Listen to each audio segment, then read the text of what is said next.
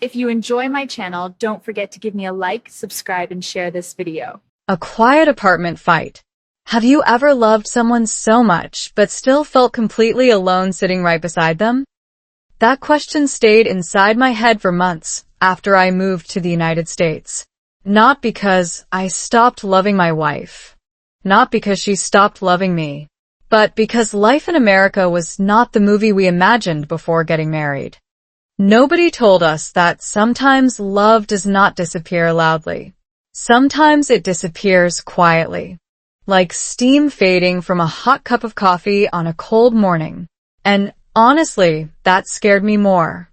The strange thing is that our biggest problems did not begin with money. They did not begin with cheating. They did not even begin with anger. They began with exhaustion. Tiny exhaustion. Daily exhaustion. The kind that slowly changes your voice, your patience, and eventually your relationship. When people think about moving to the United States, they imagine New York lights, happy couples shopping together, road trips, smiling family photos. Maybe even perfect English after 6 months. Social media loves that fantasy. But reality? Reality sometimes looks like eating cheap noodles at midnight while checking your bank account 3 times because rent is due in 4 days. That was us. Our apartment in Ohio was small. Very small. The heater made strange noises every night like an old robot dying slowly in the corner.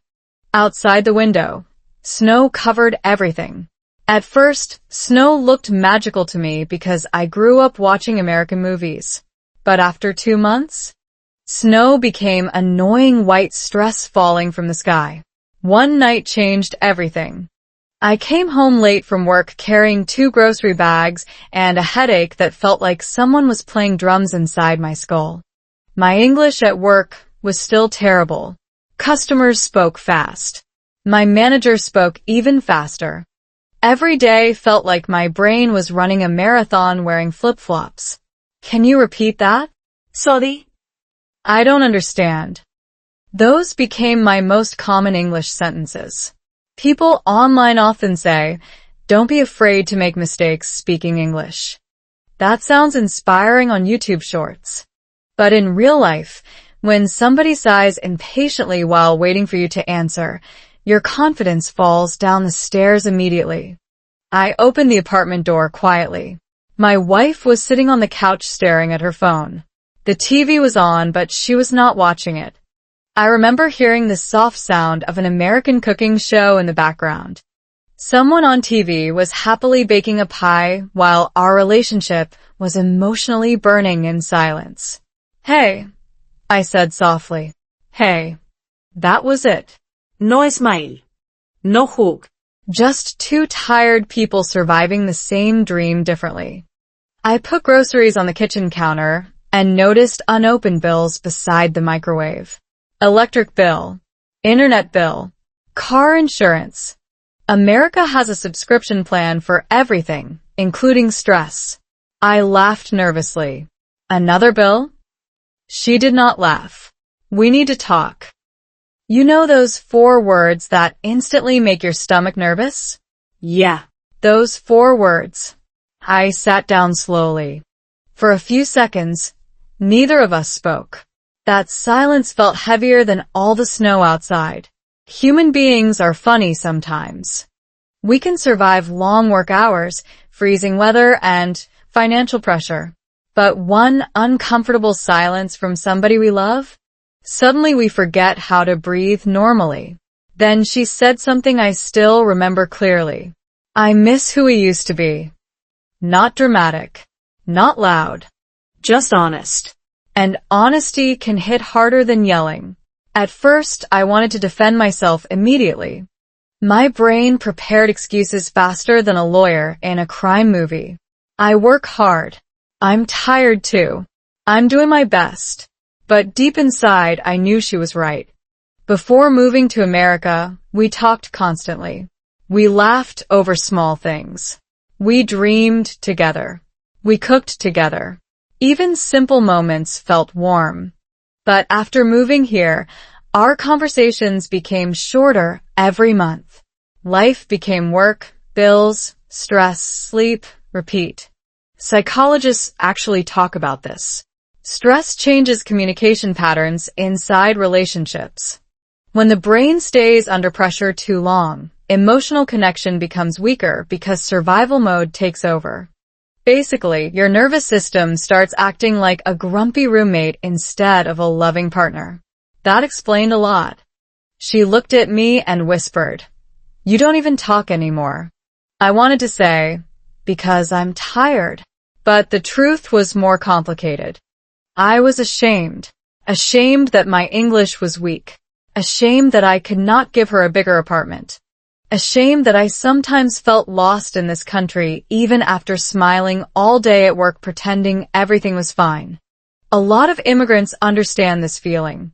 You become mentally exhausted translating life every day. Language, Culture. humor, rules. Even small conversations at the supermarket suddenly feel like oral exams. And strangely, when people feel ashamed, they often become emotionally distant. Not because they do not care, because they are afraid. I looked at her and finally asked quietly, "Do you think we made a mistake moving here?" She stared at the floor for a long moment. "I don't know anymore." That sentence hurt more than I expected. Outside, snow kept falling slowly under the streetlights. Inside, our apartment felt emotionally frozen too. For the first time since getting married, I imagined the terrifying possibility that love might not be enough by itself. Movies teach us that love solves everything. Real life teaches something different. Love without communication slowly becomes confusion. Love without growth becomes frustration. And love without effort becomes memory. That night, we argued for almost 2 hours. Not explosive screaming. Honestly, quiet arguments can feel worse sometimes. Calm voices saying painful truths. The kind where both people sound tired instead of angry. She told me she felt lonely. I admitted I felt like a failure. She said we stopped listening. I said I stopped recognizing myself. Then suddenly something unexpected happened. Silence again. But this silence felt different. Not cold. Not hostile. Just sad. And maybe sadness is more honest than anger sometimes. I looked around our tiny apartment. Cheap furniture. Half-melted snow near the entrance. Microwave noodles on the counter. 2 exhausted people trying to survive adulthood in America while pretending everything was under control. Honestly, nothing looked romantic. But somewhere inside that messy little apartment, love was still alive. Weak. Tired. Confused. But alive. Then my wife said something that changed the direction of our story completely. "Maybe we don't need a perfect life," she whispered. "Maybe we just need to stop fighting alone." That sentence stayed with me forever. Because relationships rarely collapse in one dramatic moment. Usually, they break slowly through small daily disconnections. 2 people standing in the same room while emotionally living on different planets. That night, we did not magically fix everything. We still had bills. Still had stress. Still had terrible communication. And my English still sounded like a nervous robot ordering coffee. But for the first time in months, we spoke honestly. No pretending. No fake positivity. Just truth. And strangely, truth became the first small step toward healing. Sometimes growth in love does not begin with romance. Sometimes it begins with 2 tired people finally admitting they are scared. Basically, our relationship did not need a superhero that night. It needed 2 humans willing to stop hiding behind exhaustion. And that changed everything. English felt impossible.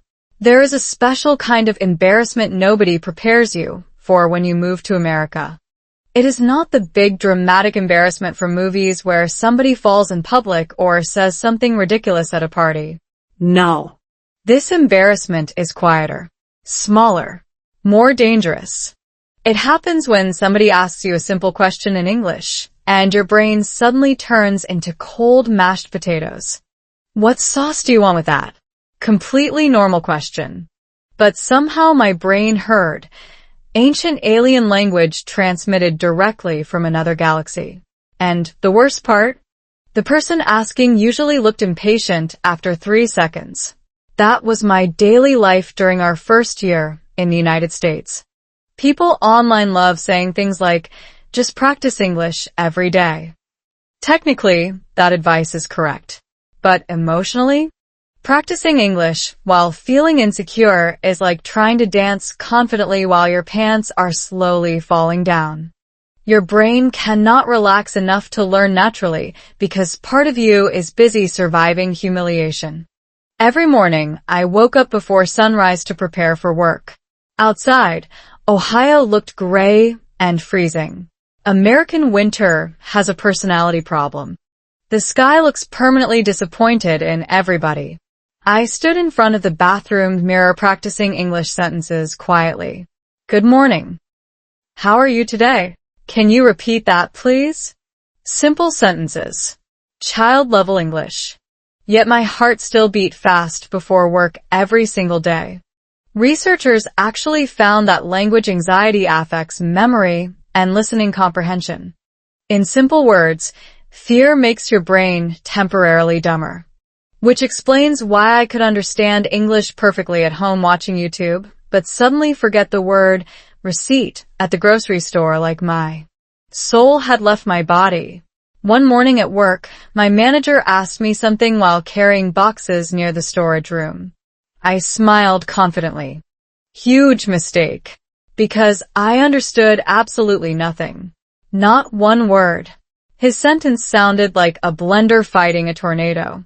I froze there smiling awkwardly while my brain desperately searched for clues like a detective in a crime documentary. Then he repeated it slower. Still nothing. At that moment, something strange happens psychologically. Your hearing becomes emotional instead of logical.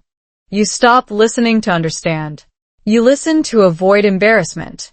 Every second feels dangerous. Finally, I guessed randomly. Yes. Wrong answer. Completely wrong answer. Apparently, he asked if I could stay 2 extra hours. He looked confused. You mean no? I wanted to disappear into another dimension. Moments like that sound funny later. But repeated embarrassment changes people slowly. Especially inside relationships. When I came home each night, I felt mentally exhausted before even opening the apartment door. My wife asked simple questions. How was work? Did you eat lunch? Are you okay? And honestly, sometimes I answered with one word because my brain felt overloaded from translating life all day. That became another invisible crack in our marriage. One evening, we sat together eating takeout noodles while snow hit the window softly. The apartment smelled like garlic, soup, and stress. Romantic Hollywood energy was absolutely missing. She looked at me carefully. You've changed. Those words again. Funny how relationships sometimes become mirrors we try to avoid looking into. I shrugged. I'm just tired. But she shook her head slowly. No. You stop talking about your feelings. That sentence irritated me immediately because, in my mind, I was sacrificing everything already. Working hard. Paying bills. Trying to survive America with broken English and constant anxiety. But later that night, I realized something uncomfortable. She was right. Language problems were not only hurting my confidence outside the home. They were changing my personality inside the home too. I became quieter. More defensive. Less playful. Even my sense of humor started disappearing. Because making jokes in a second language feels dangerous when you already feel insecure. Psychologists call this identity fatigue. When people struggle constantly adapting to another language and culture, they sometimes lose connection with their natural personality. Basically, Your brain becomes a tired customer service employee working overtime forever. And honestly, that description felt painfully accurate. One Saturday afternoon, my wife convinced me to go to a small cafe downtown. I almost said no because public conversations in English still terrified me. But she insisted. The cafe was warm and crowded. American pop music played softly above the sound of coffee machines and conversations. Around us, people laughed casually, ordered confidently, spoke naturally. Meanwhile, I studied the menu like it contained nuclear launch codes. Then the cashier smiled at me. "What can I get started for you today?" My heart instantly began sprinting. I knew the situation. I practiced this exact conversation many times before. But pressure changes everything. I ordered too quickly. The cashier misunderstood. I corrected myself nervously. Then I accidentally said ice instead of hot. Now there was a line forming behind us. Classic immigrant panic scene. My wife touched my arm gently and smiled. "It's okay." Such a small sentence. But something about hearing that almost broke me emotionally. Because deep down, I was exhausted from pretending everything was okay when it wasn't. That night, after returning home, I sat alone in the living room while she showered. The apartment was quiet except for heater noises and distant traffic outside. I remember staring at our family photo on the shelf thinking something dangerous. Maybe America is changing me into somebody I don't like. Not because America was bad.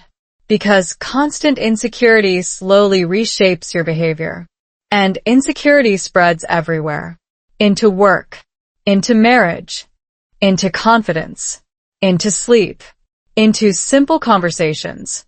I open YouTube and search slowly. How to think in English naturally.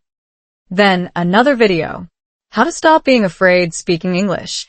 Then another. English listening practice slow conversation. For hours, I watched ordinary people speaking slow English stories about daily life, relationships, stress, and growth. Nothing fancy. No complicated grammar lessons. Just simple human stories.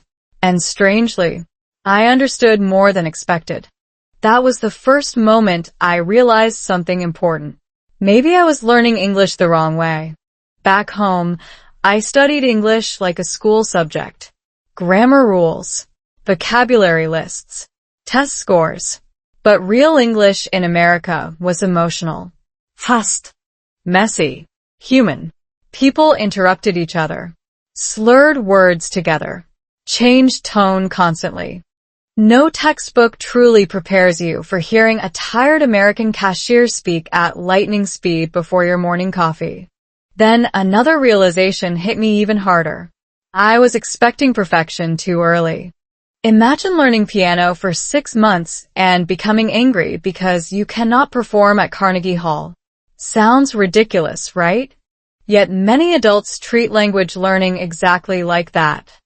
We expect fluency immediately while carrying adult responsibilities, stress, work pressure, and emotional baggage. Basically, our brains are trying to assemble IKEA furniture during an earthquake. No wonder we panic.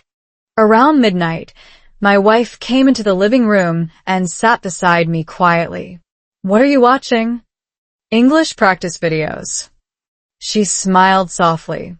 Then she said something simple that completely changed the direction of our relationship later. "Maybe we can learn together." Together. Not separately.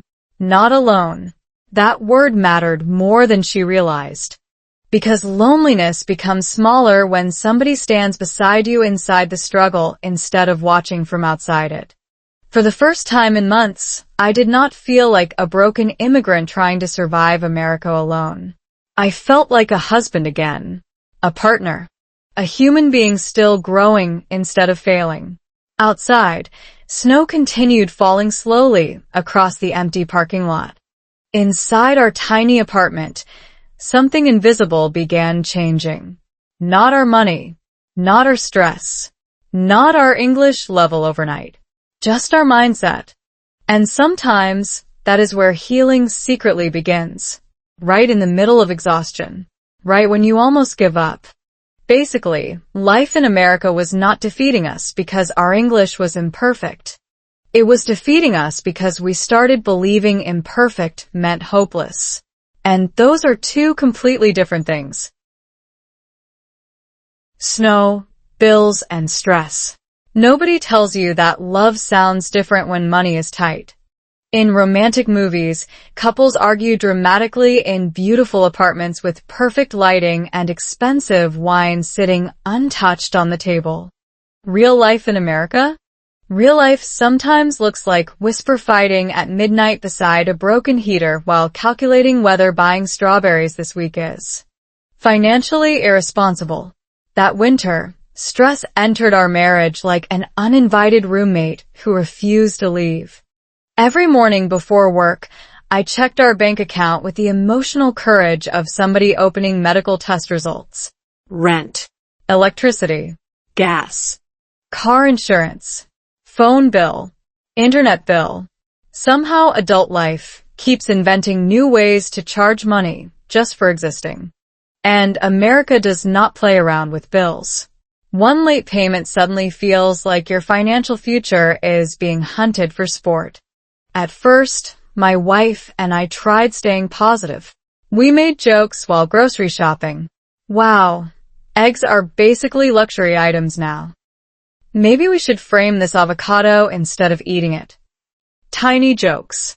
Tiny survival strategies. Psychologists say humor helps couples reduce emotional tension during stressful periods.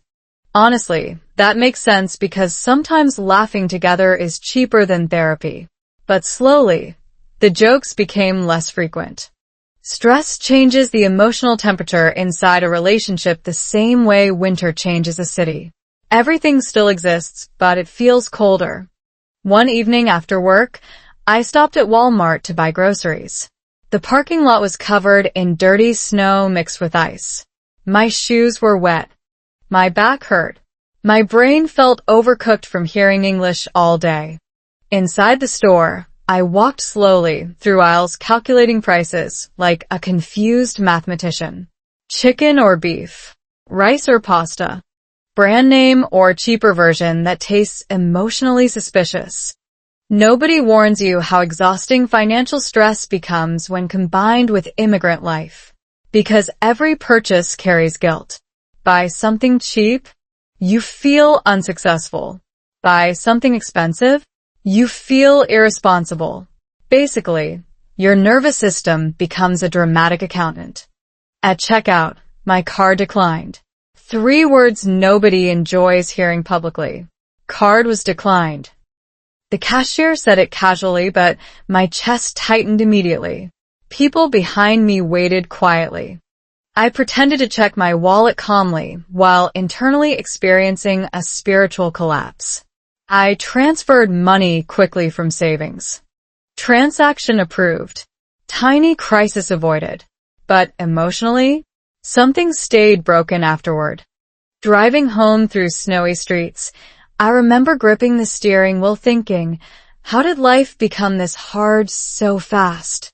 Back home, my wife sat at the kitchen table surrounded by papers and bills. Her laptop was open beside a cup of cold tea. She looked exhausted. Not dramatic movie exhausted. Real exhausted. The kind where even your silence looks tired. I placed groceries on the counter. She glanced up. You forgot the milk. I froze for half a second because somehow that tiny sentence irritated me more than it should have. Not because stressed people rarely fight about the real problem. Suddenly I snapped back defensively. I worked all day. She crossed her arms. I know. I'm just saying we needed milk. Now logically, this conversation should have ended there like normal adult humans discussing dairy products. Instead, it turned into a 30-minute argument about everything except milk. Work stress. Money. House chores. Communication. Who felt unsupported. who felt ignored. Funny how relationships sometimes become emotional escape rooms nobody knows how to exit. During the argument, she suddenly said something painful. "You're always angry lately."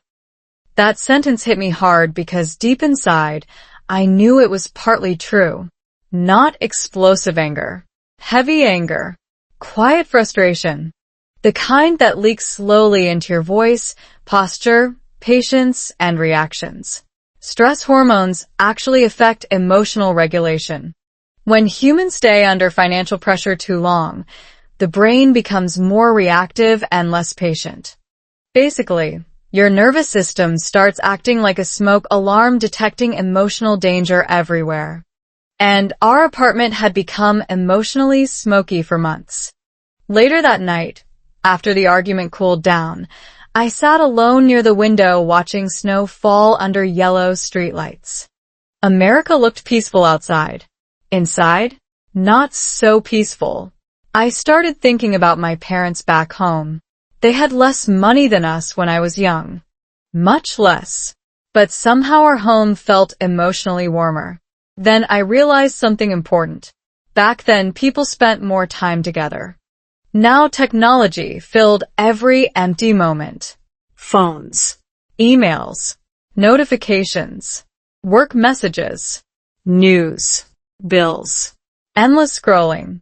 Modern stress follows people home like an unpaid intern with emotional problems.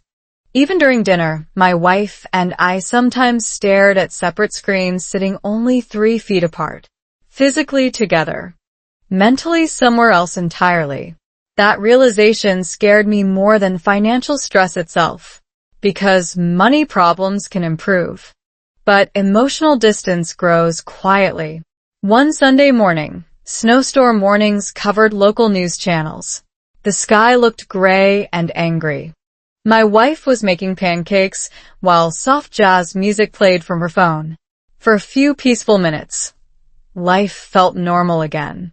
Then her phone buzzed. Another bill notification. I watched her smile disappear instantly. Amazing how one notification can emotionally punch an entire household. She sat down slowly. We can't keep living like this. I expected another argument. Instead, her voice sounded defeated. And honestly, defeat feels heavier than anger. He sat beside her quietly. No defensive comments. No fake motivational speech. Just silence. Then something unexpected happened. She started crying softly. Not dramatic sobbing. Just tired tears. The kind adults cry when they've been emotionally strong too long. That moment changed something inside me because suddenly I stopped seeing our situation as my stress versus her stress. We were both drowning differently in the same ocean. Immigrant couples experience this often. 2 people chase a better future together, but pressure slowly isolates them emotionally because survival consumes all available energy. And survival mode is terrible at creating romance. I reached for her hand carefully. Cold fingers. Tired eyes. Tiny apartment. Huge dreams. That combination describes millions of families in America honestly. Then she whispered something so simple, it almost hurt. I miss us. Not our old country. Not old jobs. Us. That sentence stayed in my head all week. At work, while stacking boxes. Driving through snow. Standing in supermarket lines. I kept thinking about it. Somewhere between paying bills and surviving adulthood, we stopped protecting our relationship itself. We protected schedules, income, responsibilities, but not emotional connection. It was like owning a plant and only watering the furniture around it. Eventually, something beautiful dies quietly. A few nights later, another snowstorm hit Ohio. Roads closed early. Wind shook apartment windows violently. We lost internet for almost 2 hours. Normally, we would sit separately using our phones. But now there was nothing distracting us. No YouTube. No social media. No background noise. Just two humans trapped together by weather and silence. At first it felt awkward. Then we started talking, really talking, about fears, about loneliness, about missing family, about feeling lost in America sometimes, about how exhausting English still felt. Hours passed without us noticing. And strangely, that storm became one of the warmest nights of our marriage. Not because problems disappeared, because honesty returned. Researchers say emotional intimacy grows through vulnerability, not perfection. Humans connect more deeply through shared struggles than polished success, which explains why that messy winter night felt more meaningful than expensive date nights we could not even afford. Around midnight, snow covered everything outside, completely white and silent. My wife leaned against my shoulder and laughed softly. You know what's funny? What? We almost let bills destroy us before learning how to talk again. And honestly, she was right. Because stress itself was never the real enemy. Disconnection was. Basically, our relationship did not need a perfect financial situation first. It needed two exhausted humans remembering they were supposed to be teammates, not opponents arguing about forgotten milk in a freezing apartment. And weirdly enough, that realization became the beginning of something better. The day she cried. Sometimes the most important moments in a marriage do not happen during anniversaries, vacations, or romantic dinners. Sometimes they happen in a parked car outside a grocery store, while melted ice cream slowly destroys itself in the back seat. That day started normally, which is exactly why it became unforgettable. The sky above Ohio looked pale gray again, like the weather itself needed emotional support. Winter was finally ending, but the cold still hung around stubbornly, like somebody refusing to leave a party after midnight. I finished work early and picked up my wife from her job because our car had been making strange noises for 2 weeks. Every drive sounded like the engine was emotionally exhausted. She entered the car quietly. Tired? I asked. A little. That answer had become routine between us. Two people surviving life one a little at a time. On the way home, we stopped at a supermarket to buy groceries for the week. Nothing special. Bread. Eggs. Frozen vegetables. Coffee. The glamorous immigrant lifestyle. Inside the store, everything looked painfully normal. Families walked around casually discussing cereal brands, while soft music played overhead. A little girl begged her father for cookies near the checkout line. Somewhere nearby, somebody dropped a glass bottle and the sound exploded across the store like sudden drama in a peaceful movie scene. Meanwhile, my wife looked distracted. Not angry. Not upset. Just mentally far away. At first, I ignored it because adults become good at ignoring emotional warning signs. We tell ourselves things like, she's just tired. I'm overthinking. Everything is fine. Human beings are honestly incredible at pretending emotional fires are just decorative candles. While choosing pasta sauce, I noticed her staring blankly at shelves instead of shopping. You okay? She nodded quickly. Yeah. Classic dangerous answer. Researchers studying relationships found something interesting. Couples often miss emotional distress because stress trains the brain to focus on tasks instead of feelings. Basically, survival mode turns humans into productivity robots with unresolved emotions hidden inside. That described us perfectly. At checkout, the cashier spoke quickly again, and I misunderstood part of the conversation. Normally, I could laugh it off. But that day my patience already felt thin. The cashier repeated herself slower. I answered awkwardly. People behind us waited. And suddenly I felt that familiar immigrant embarrassment crawling into my chest again. It is strange how small moments accumulate emotionally. One misunderstanding alone means nothing. but hundreds of tiny humiliations slowly become invisible emotional weight. We carried groceries outside into freezing wind. The parking lot smelled like snow, gasoline, and fast food from a nearby restaurant.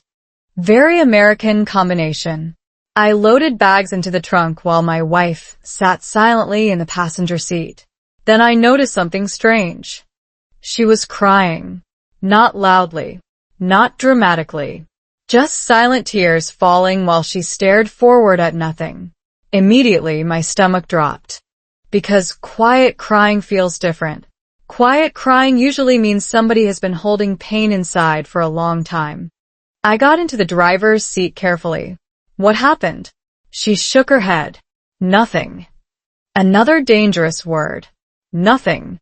Human emotions have terrible marketing sometimes. The biggest problems often introduce themselves using the smallest vocabulary. I waited. Outside, snowflakes drifted slowly across the windshield. Cars passed nearby. Shopping carts rolled across wet pavement. Life continued normally around us, while our marriage sat emotionally paused inside a cold Toyota. Finally, she whispered, "I feel lonely here." That sentence hit harder than any argument we ever had. Because loneliness inside marriage is terrifying. Loneliness while surrounded by strangers in another country? Even worse. She wiped her face quickly, like she felt embarrassed for crying. "I know you work hard," she continued softly. "I know you're stressed too. But sometimes I feel like we're surviving life beside each other instead of together." I looked down at the steering wheel because, honestly, I had no immediate defense.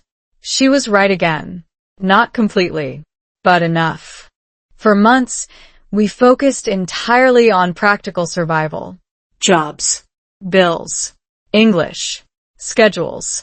Responsibilities. We became efficient roommates managing adult life instead of emotionally connected partners building a future together. And the scary part? That transformation happened slowly enough that neither of us noticed clearly. Psychologists call this emotional drift. Couples rarely wake up one morning suddenly disconnected. Usually connection weakens through tiny repeated moments of inattention. Missed conversations. Exhaustion. Emotional withdrawal. Stress. Over time, intimacy quietly starves. Basically, relationships die more from neglect than explosions. I leaned back in my seat and sighed heavily. Then something unexpected happened inside my brain. Instead of feeling defensive, I felt sad. Sad because I realized she had probably been carrying this loneliness alone for months, while I stayed trapped inside my own stress. Immigrant life can create strange emotional isolation between couples. Both people struggle privately while assuming the other person is coping better. Meanwhile, both are secretly drowning. I looked at her carefully. "When was the last time you felt happy here?" She laughed weakly through tears. "That's a dangerous question." "Maybe." Long silence again. Then she admitted something painful. "Sometimes I watch families here laughing together at restaurants or parks, and I wonder if we're becoming strangers." That sentence genuinely scared me, because deep down I had wondered the same thing before. Not constantly, but enough times to feel uncomfortable. Outside the car window, I watched people walking with grocery bags through the cold evening. Everybody looked busy, focused, distracted. America moves fast. Too fast sometimes. If you are not careful, life here can slowly replace emotional connection with productivity. Work harder. Earn more. Sleep less. Keep moving. And somewhere inside that cycle, relationships quietly run out of oxygen. I finally asked softly, "Do you regret marrying me?" The question escaped before I could stop it. She turned toward me immediately. No. Then, after a pause, she added, "I regret that we stopped taking care of each other." That sentence stayed in my head permanently. because she did not say love disappeared. She said care disappeared. Huge difference. Love is emotional. Care is behavioral. Love says, I feel something for you. Care says, I show up for you repeatedly. And honestly, we had stopped showing up emotionally for each other. Right there in that freezing parking lot, surrounded by shopping carts and dirty snow, we finally talked honestly for the first time in weeks. No yelling. No blaming. Just truth. I admitted how ashamed I felt struggling with English sometimes. How work pressure made me emotionally numb. How I avoided conversations because I already felt mentally overloaded every day. She admitted feeling isolated, scared, disconnected from herself. Disconnected from me. And strangely, the more honest the conversation became, the less hopeless everything felt. That surprised me. Researchers found emotional vulnerability increases relationship trust because honesty reduces psychological distance between people. In simpler words, pretending creates loneliness. Truth creates connection. Even painful truth. At one point, she laughed suddenly through tears and said, we moved to America for a better future and somehow forgot how to enjoy one normal evening together. I laughed too, not because it was funny, because it was painfully accurate. Then she looked at me with tired eyes and asked quietly, do you still think we can fix this? That question hung inside the car like fog. And honestly, a few months earlier, I might have hesitated. But now something felt different. Not easier. Not magically solved. Just clearer. I reached for her hand slowly. Cold fingers again. Same exhausted woman I fell in love with. Same exhausted man trying to become better. Different country. Different stress. But maybe still the same love underneath everything.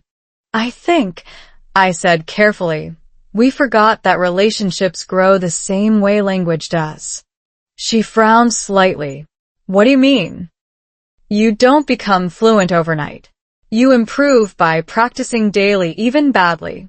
For the first time that entire day, she smiled genuinely. Small smile, but real. And somehow that tiny smile inside a freezing supermarket parking lot felt more valuable than anything money could buy us at that moment. Because healing rarely begins dramatically. Sometimes it begins with two tired humans finally stopping long enough to admit they miss each other. Basically, that day changed our marriage forever. Not because we solved every problem. Because we finally stopped pretending we were okay when we weren't. And weirdly enough, honesty became warmer than the heater waiting for us back at our apartment. Small English, big change. Nobody expects a marriage to improve because of sticky notes on a refrigerator. Honestly, if somebody told me that simple English sentences would slowly help save our relationship in America, I would have laughed politely and continued eating stress noodles in silence. But life is weird sometimes. The biggest changes rarely arrive dramatically. They arrive quietly disguised as tiny habits. A few days after the grocery store parking lot conversation, my wife walked into the kitchen holding colorful sticky notes and a black marker.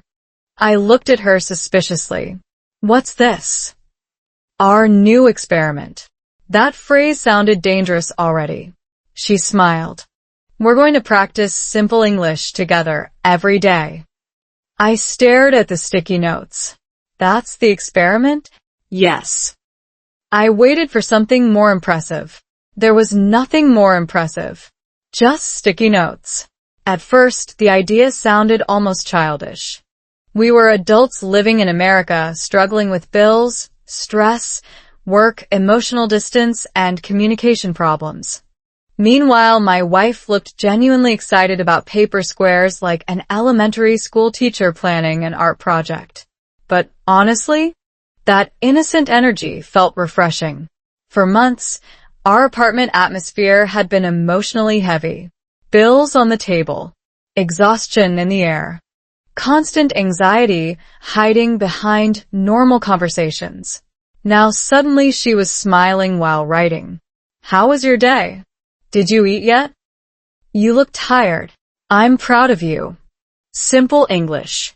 Simple emotions. Simple connection. She placed sticky notes everywhere. Bathroom mirror. Kitchen cabinets. Near the coffee machine. Even inside the refrigerator beside leftover rice. At first, I laughed every time I found one. Then slowly, I started reading them automatically. Researchers studying language learning discovered something fascinating. Emotional repetition helps memory more than mechanical studying. In simple words, the brain remembers language better when feelings are attached to it. And suddenly our apartment became filled with emotional English instead of stressful English. That changed everything. Before this, English only existed in difficult situations for me. Work pressure. Fast conversations. Embarrassing misunderstandings. Customer service panic attacks disguised as normal human interactions. But now English started feeling softer, warmer, human.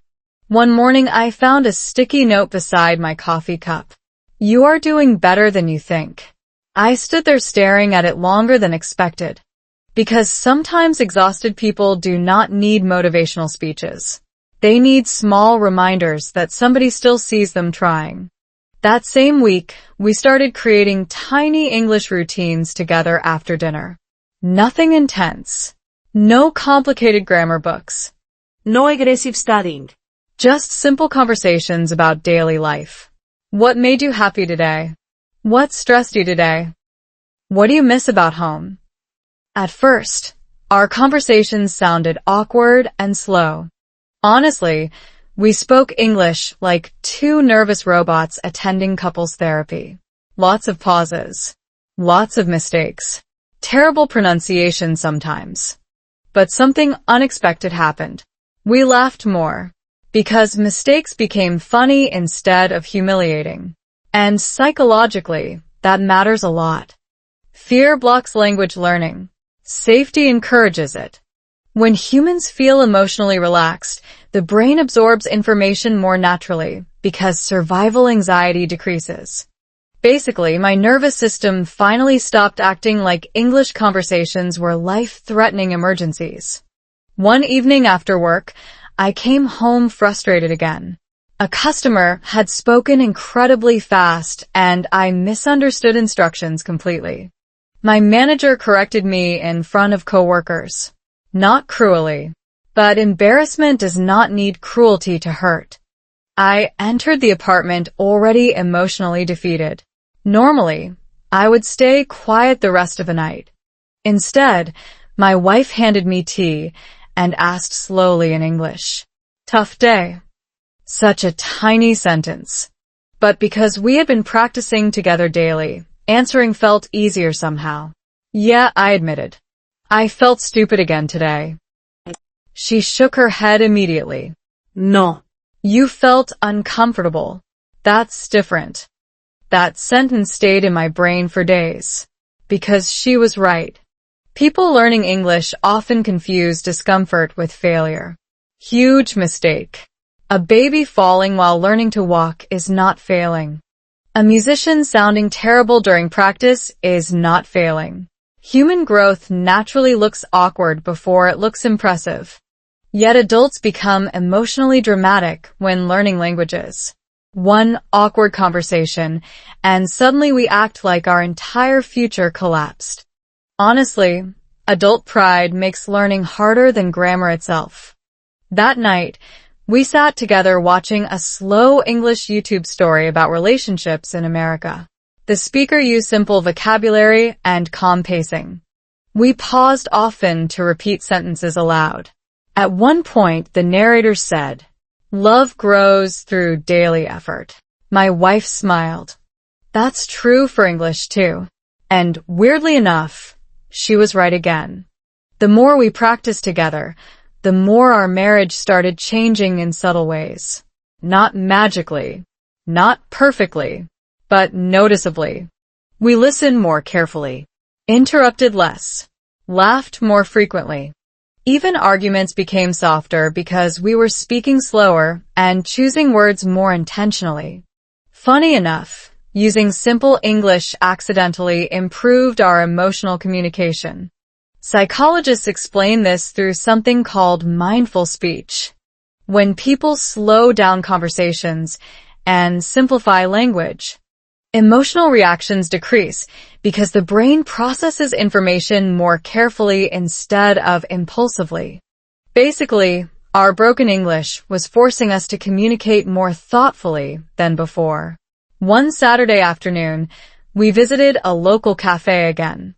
The same type of place that previously gave me social anxiety strong enough to spiritually leave my body. This time felt different. Not because my English suddenly became amazing, because my fear became smaller. The cashier smiled. "What can I get for you today?" I answered slowly. One sentence, then another. Not perfect pronunciation, not perfect grammar, but understandable. Successful communication does not require perfection. It requires connection. That realization honestly changed my life. While waiting for our drinks, my wife looked at me proudly. See? Better already. I laughed. Barely. No, she said seriously. You stopped hiding. That hit deeply because she identified the real issue immediately. My biggest problem was never vocabulary. It was shame. Shame makes people silent. Shame makes people emotionally disappear inside relationships. Shame convinces humans they must become perfect before deserving confidence or love. But healing began the moment I allowed myself to sound imperfect publicly without treating it like personal failure. Later that evening, we walked slowly through downtown streets while cold wind pushed against our jackets. Store lights reflected across wet sidewalks. Somewhere nearby, live music drifted from a restaurant patio. For the first time in months, America felt less hostile. Not easier. Just less emotionally sharp.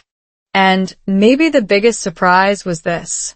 Our relationship improved not because we escaped stress, but because we faced stress together differently. Teamwork changes emotional weight. One person carrying sadness alone feels crushing. Two people sharing it feels survivable.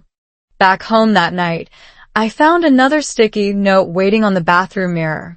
This one simply said, "We're growing." 3 words. That's all. But suddenly I realized something important. Growth rarely feels dramatic while it's happening. Most real growth looks boring from outside. Tiny conversations, small habits, repeated effort, daily patience. People expect transformation to feel cinematic. Inspirational music, emotional speeches, huge breakthroughs. Real transformation often looks like 2 exhausted immigrants practicing basic English beside leftover noodles and unpaid bills. And somehow that became beautiful, because our apartment no longer felt emotionally frozen. It felt alive again. Messy, imperfect, still stressed financially, still learning, but alive. That night before sleeping, my wife whispered softly, "Maybe we were trying too hard to sound fluent instead of trying to understand each other." I stared at the ceiling thinking about that sentence long after she fell asleep. Because, honestly, that might describe relationships better than language learning. People spend years trying to sound impressive while forgetting the real goal is connection. Basically, our English was still imperfect. Our life was still complicated. But for the first time since moving to America, it finally felt like we were building something together again, instead of surviving separately. And strangely enough, it all started with sticky notes on a refrigerator. Learning to listen slowly. Most couples think their biggest problem is communication. Honestly, that is only half true. The deeper problem is usually this. People listen to reply, not to understand. And I did not realize how badly I was doing that until one embarrassing night in our apartment changed the way I saw relationships forever. It happened during dinner. Nothing dramatic at first. My wife cooked chicken and rice while soft rain tapped against the kitchen window. Outside, Ohio looked dark and wet. Inside, the apartment smelled warm for once. Garlic. Pepper. Thea. Comfort. For a few peaceful minutes, life felt almost normal again. Then she started talking about her day at work. I nodded automatically while scrolling my phone. Classic modern human behavior. Your body sits in one room while your attention rents an apartment somewhere else entirely. At one point, she stopped talking suddenly. I kept nodding. Huge mistake. She crossed her arms slowly. You didn't hear anything I just said, did you? I looked up immediately with the confidence of a criminal caught on security cameras. Of course I did. Another mistake. Really? She asked calmly. Then what did I say? Silence. Terrible silence. My brain searched desperately through recent memory like somebody trying to recover deleted files from a broken computer. Nothing. Absolutely nothing. I sighed heavily. Okay, maybe I missed part of it. She laughed once. Not happy laughter. The tired kind. You always do that lately. That sentence irritated me immediately because my brain prepared defensive arguments faster than fast food. I work hard. I'm exhausted. I didn't mean to ignore you. But before speaking, I noticed something strange. She looked genuinely hurt. Not angry. Hurt. And somehow that felt worse. Psychologists studying relationships discovered something fascinating. Humans often experience emotional neglect more painfully than conflict itself. Why? Because being ignored unconsciously signals, you are not important enough for my attention. Ouch. Suddenly, I realized our biggest issue was not constant fighting anymore. It was emotional absence. We had become experts at existing beside each other while mentally distracted by stress, work, bills, phones, and anxiety. Modern life trains people to divide attention constantly. Notifications, emails, news, Videos. endless scrolling. Our brains become addicted to stimulation while real conversations start feeling too slow. Which is ironic because relationships survive through slowness, through listening, through noticing. That night after dinner, my wife sat quietly on the couch reading while I cleaned dishes. Water ran softly from the sink. Rain continued outside. The apartment felt emotionally awkward again. Then something unexpected happened. I remembered my grandfather. Back home, he always listened slowly when people spoke. Even ordinary conversations felt important around him. He looked directly at you, paused before answering, asked thoughtful questions. As a kid, I thought he was simply old-fashioned. Now I realize something deeper. He made people feel heard. That skill is becoming rare, especially in America, honestly. Life moves fast here. Conversations become efficient instead of meaningful. People interrupt constantly. Half listen while multitasking. Even families eat dinner while staring at separate screens glowing like tiny emotional escape portals. Suddenly, I wondered something uncomfortable. When was the last time I truly listened to my wife without mentally preparing my response at the same time? I honestly could not remember. That realization bothered me for days. At work, I started noticing similar patterns everywhere. Coworkers asking questions without waiting for answers. Customers talking over each other. People glued to phones during conversations. Everyone hearing. Very few actually listening. One evening after work, my wife and I walked together through a nearby park because the weather finally became warmer.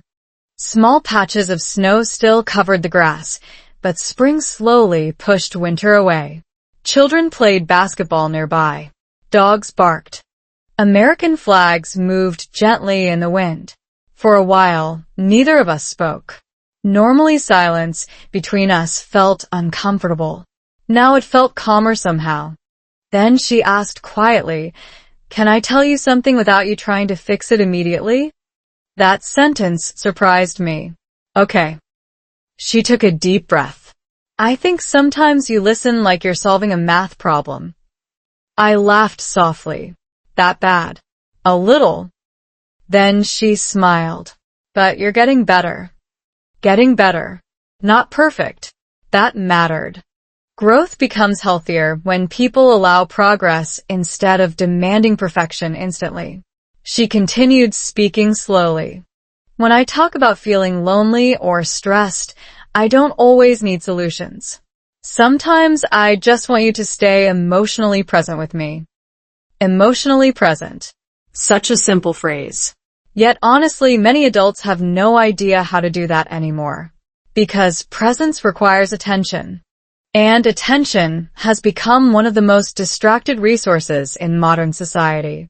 Researchers found active listening increases emotional safety inside relationships. When people feel deeply heard, stress hormones decrease and trust increases naturally. Basically, listening is not passive. It is emotional care. That night, instead of giving advice immediately, like usual, I tried something different. I asked questions. How long have you felt this way? What part feels hardest? What helps you feel calmer? Simple questions. But suddenly our conversation felt deeper than normal. And weirdly enough, English practice became easier too. Because when people genuinely care about understanding each other, perfection becomes less important than connection. At one point, she laughed and said, "Your English sounds more natural when you stop panicking." Honestly, that might be true for relationships too. Humans communicate better when fear decreases. A few days later, something happened at work that proved how much listening matters. One older customer approached me asking about a product location. Normally, fast English still made me nervous, especially with unfamiliar accents. This time, instead of panicking internally, I focused carefully on listening without rushing. Eye contact, patience, attention, and suddenly, I understood him perfectly. Not because his English became slower, because my anxiety became quieter. That moment genuinely shocked me. For months, I believed my listening problems came entirely from language limitations. Partly true. But another problem existed too. Mental noise, Fear. embarrassment, stress.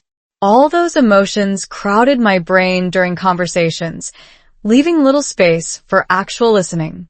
Basically, my nervous system had been screaming so loudly that real communication could barely enter. Later that night, I told my wife about the experience while we drank tea together near the window. She smiled proudly. See? Slow down and you hear more. Simple advice. Deep truth.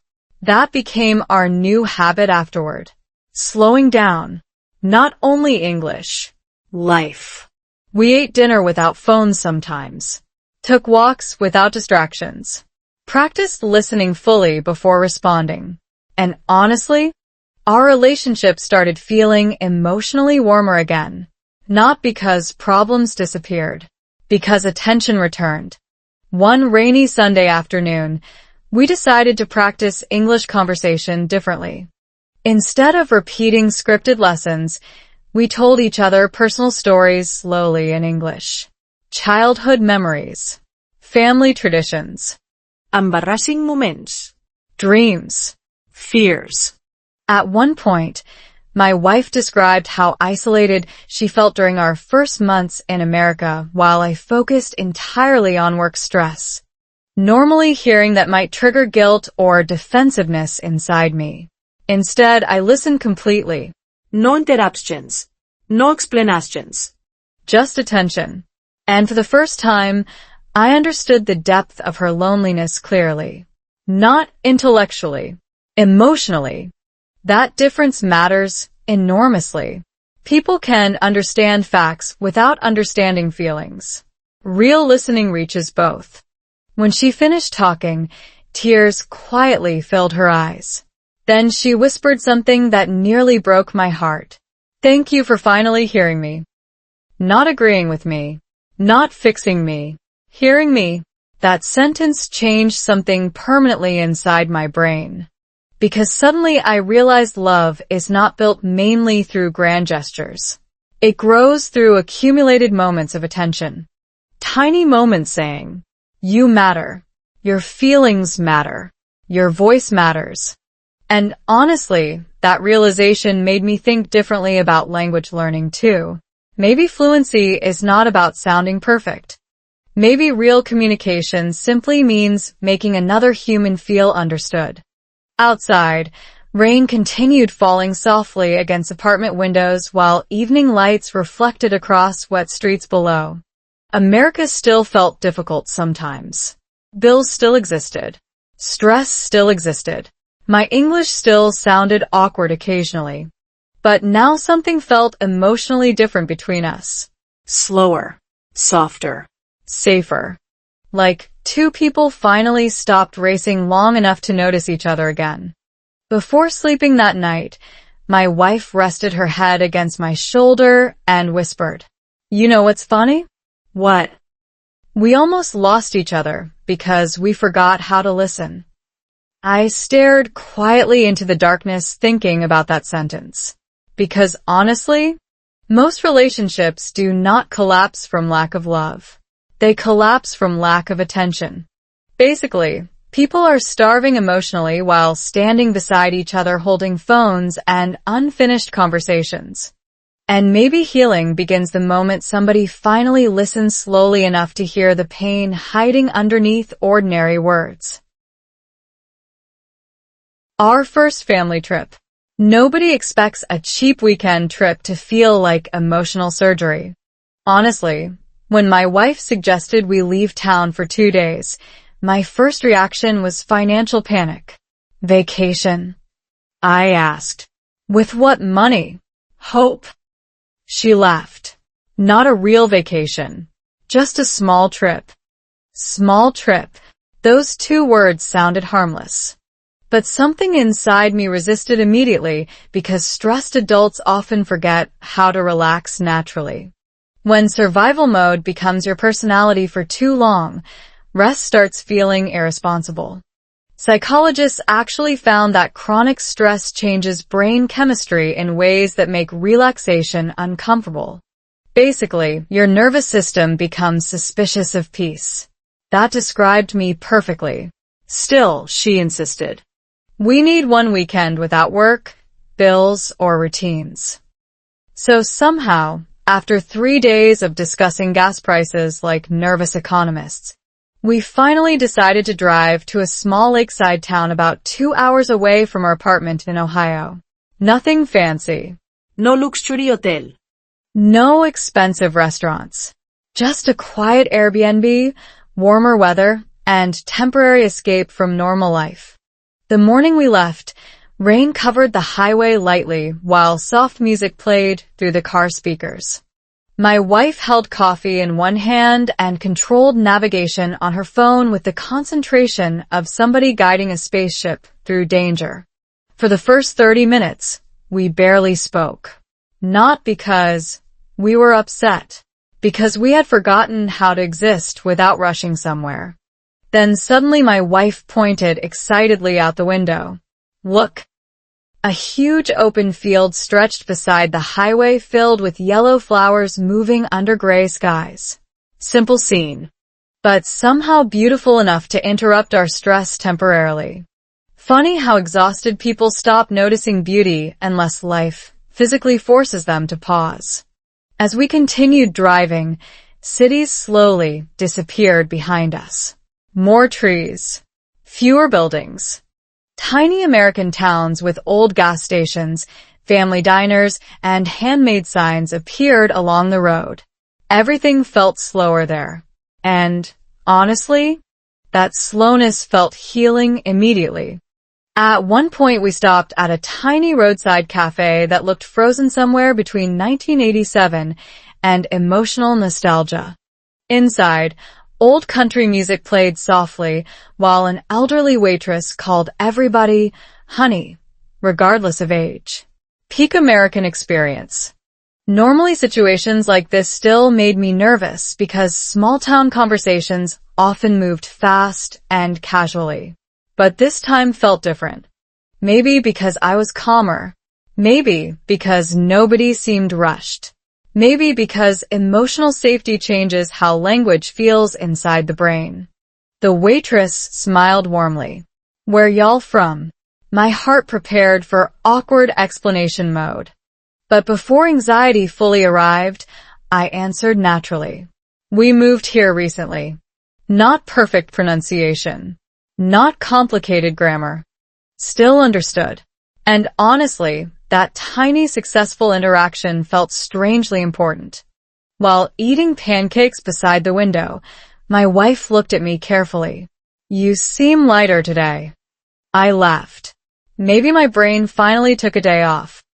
But deep down, I realized something bigger was happening.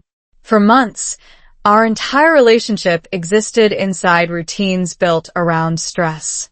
Wake up. Work. Bills. Grocery shopping. Sleep. Repeat. Humans are not emotionally designed to live like machines forever. Relationships especially need novelty sometimes. New environments interrupt emotional autopilot. They remind couples they are humans experiencing life together, not coworkers managing survival tasks. Researchers call this the shared novelty effect. Couples often reconnect emotionally during new experiences because unfamiliar environments reactivate curiosity and attention. Basically, the brain wakes up again.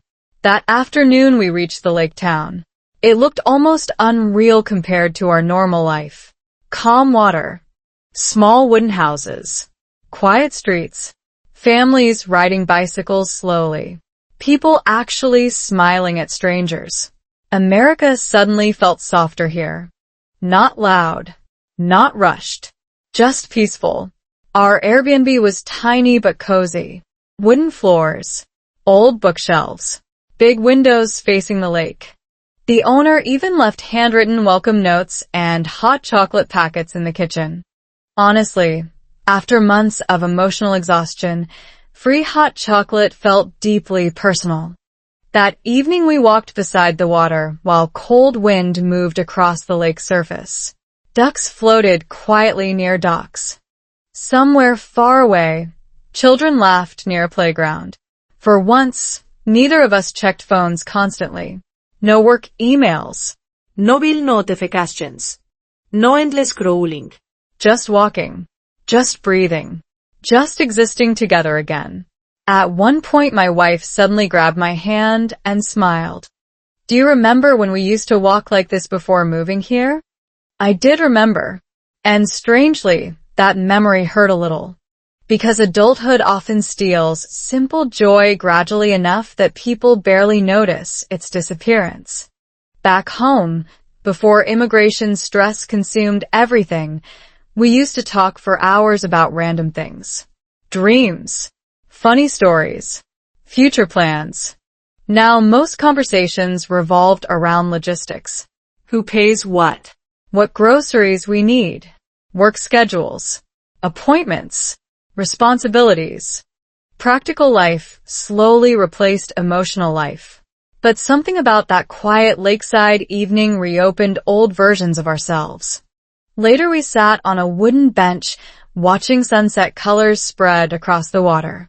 Orange. Pink. Soft blue. Beautiful enough to silence both of us naturally. Then my wife asked quietly, "Can I tell you something weird?" "Always." She leaned against my shoulder. I think we forgot how to enjoy being alive. That sentence stayed inside me immediately. Because, honestly, she was right. Not just about relationships, about life itself. Stress had narrowed our world emotionally. Everything became about solving problems instead of experiencing moments. And humans cannot feel emotionally connected while constantly operating like emergency managers. That night we ordered cheap pizza and watched old sitcom reruns inside the Airbnb. Nothing glamorous. But we laughed more in those few hours than during the previous 2 months combined. Real laughter too. Not polite, tired laughter. The kind where your stomach hurts afterward. At one point, I accidentally spilled soda across the table trying to imitate an American accent from the TV show. My wife laughed so hard she almost cried. And suddenly I realized something shocking. I had not seen her laugh like that in a very long time. That realization hit emotionally harder than expected. Because somewhere between stress and survival, joy quietly disappeared from our marriage without permission. Psychologists explain that shared positive emotions strengthen relationship resilience during difficult periods. In simple words, couples survive hardship better when they still create moments of happiness together. Basically, laughter is emotional medicine. The next morning we woke early and walked beside the lake again. Fog floated gently above the water while birds moved across the sky. The entire town felt calm enough to slow human thoughts naturally. While drinking coffee near the dock, my wife looked at me seriously. I was scared we were becoming strangers.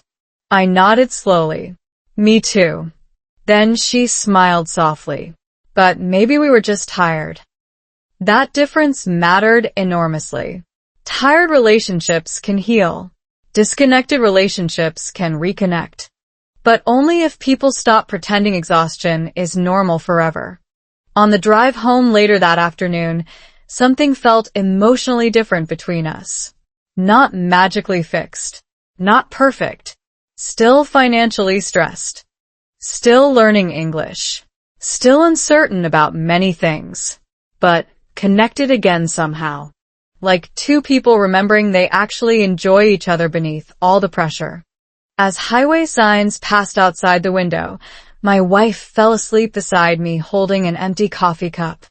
Soft music played quietly through the speakers, while sunlight broke through clouds ahead. And, honestly, that simple moment felt richer than expensive vacations shown on social media. Because happiness rarely depends entirely on money. Sometimes exhausted humans just need space to breathe long enough to recognize each other again. Before reaching home, my wife woke up and asked sleepily, "You know what I realized this weekend?" "What?" "We didn't need a perfect trip." She smiled. "We just needed to stop surviving for 2 days." I stared at the road thinking about that sentence carefully. Because, honestly, modern life trains people to postpone happiness constantly. After more money. After better jobs. After fluency. After success. Meanwhile, life quietly passes by unnoticed. Basically, our first family trip did not save us because it was extraordinary.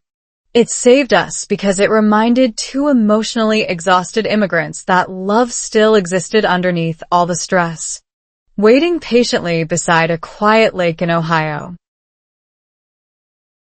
The culture shock at home. People think culture shock happens outside the house. At work. At restaurants. At airports. In awkward English conversations with strangers. But honestly, the hardest culture shock in America happened inside our apartment. Right between two people who loved each other. Because nobody warns couples that moving to another country quietly changes the way you think, react, argue, dream, and even show affection. And the scary part? You usually do not notice it happening until one random argument suddenly feels much bigger than the actual problem. For us, that argument started because of a dishwasher. Yes, a dishwasher. The most emotionally innocent appliance in human history somehow became the center of marital tension one Tuesday night. I came home exhausted after work and saw dirty dishes stacked inside the sink even though the dishwasher was empty. Immediately my brain became irritated. Not because of dishes. Because stress makes tiny inconveniences feel like personal attacks from the universe. My wife sat on the couch typing something on her laptop. Without thinking carefully, I said, "Why didn't you put the dishes in?" Wrong tone. Wrong timing. Wrong energy. She looked up slowly. I was busy. Now, logically, normal adults could solve this entire situation in 8 seconds. Instead, somehow we entered a 40-minute emotional documentary about expectations, responsibilities, respect, and invisible pressure.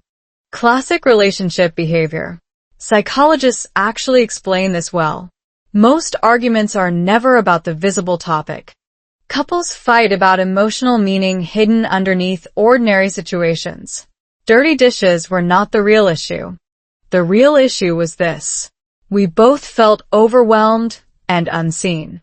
As the argument continued, something strange happened. We stopped talking like ourselves. Our communication became sharper, colder, more individualistic somehow.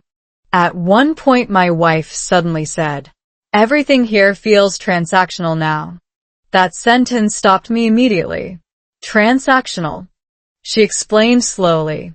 In America, everyone is busy all the time. Work. Schedules. Productivity.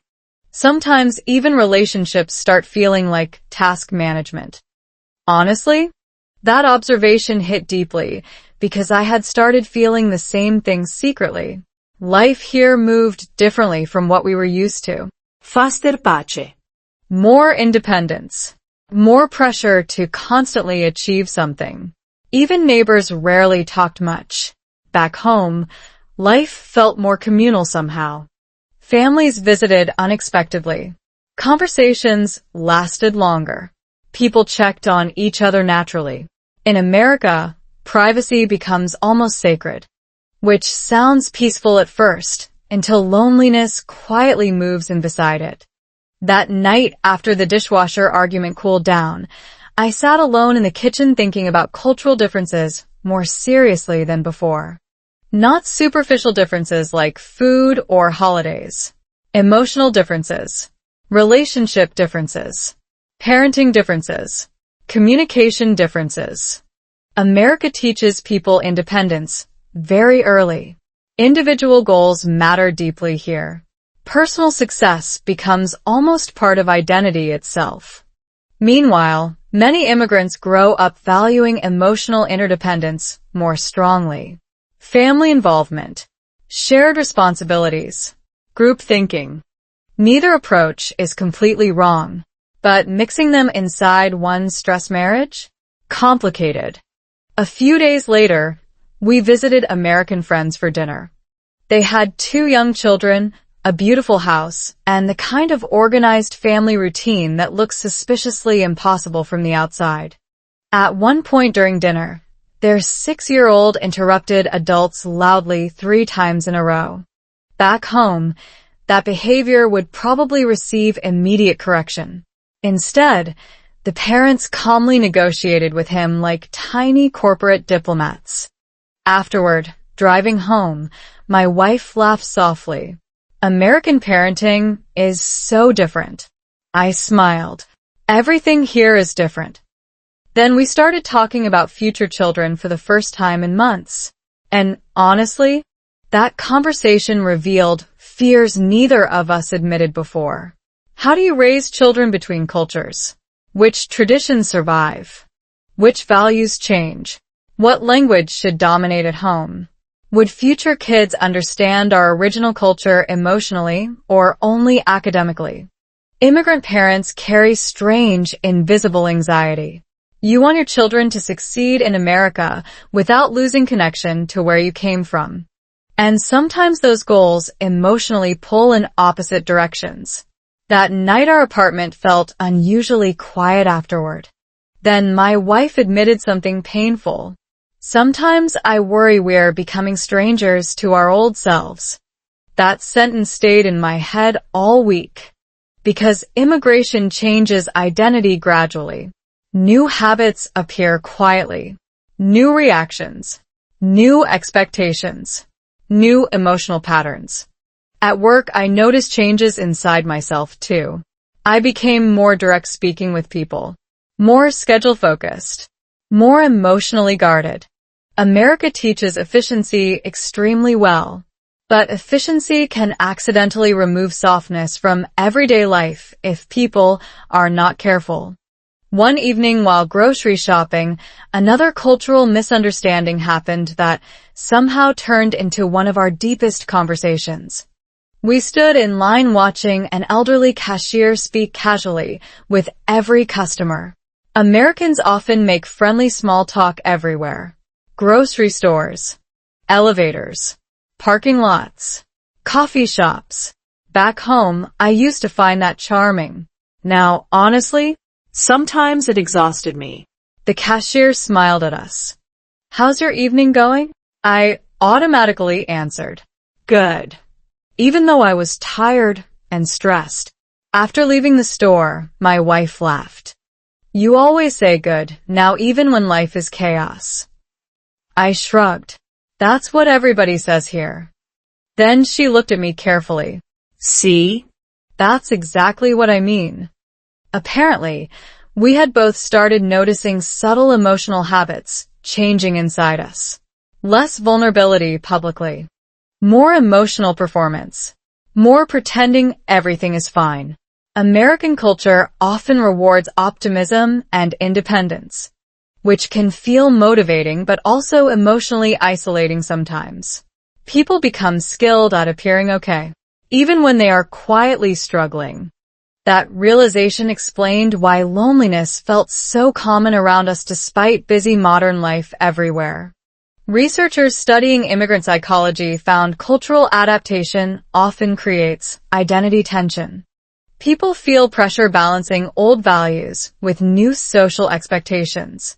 Basically, your personality becomes emotionally bilingual. And honestly, that is exhausting sometimes. A few nights later, another conversation changed everything again. We sat on the living room floor eating takeout because the dining table was covered with paperwork and unopened mail. Very glamorous adult lifestyle. Rain hit the windows softly while distant sirens echoed outside somewhere. Then my wife suddenly asked, if we stay in America forever, do you think we'll change completely? Huge question. I stared at my food quietly before answering. I think change is unavoidable. She nodded slowly.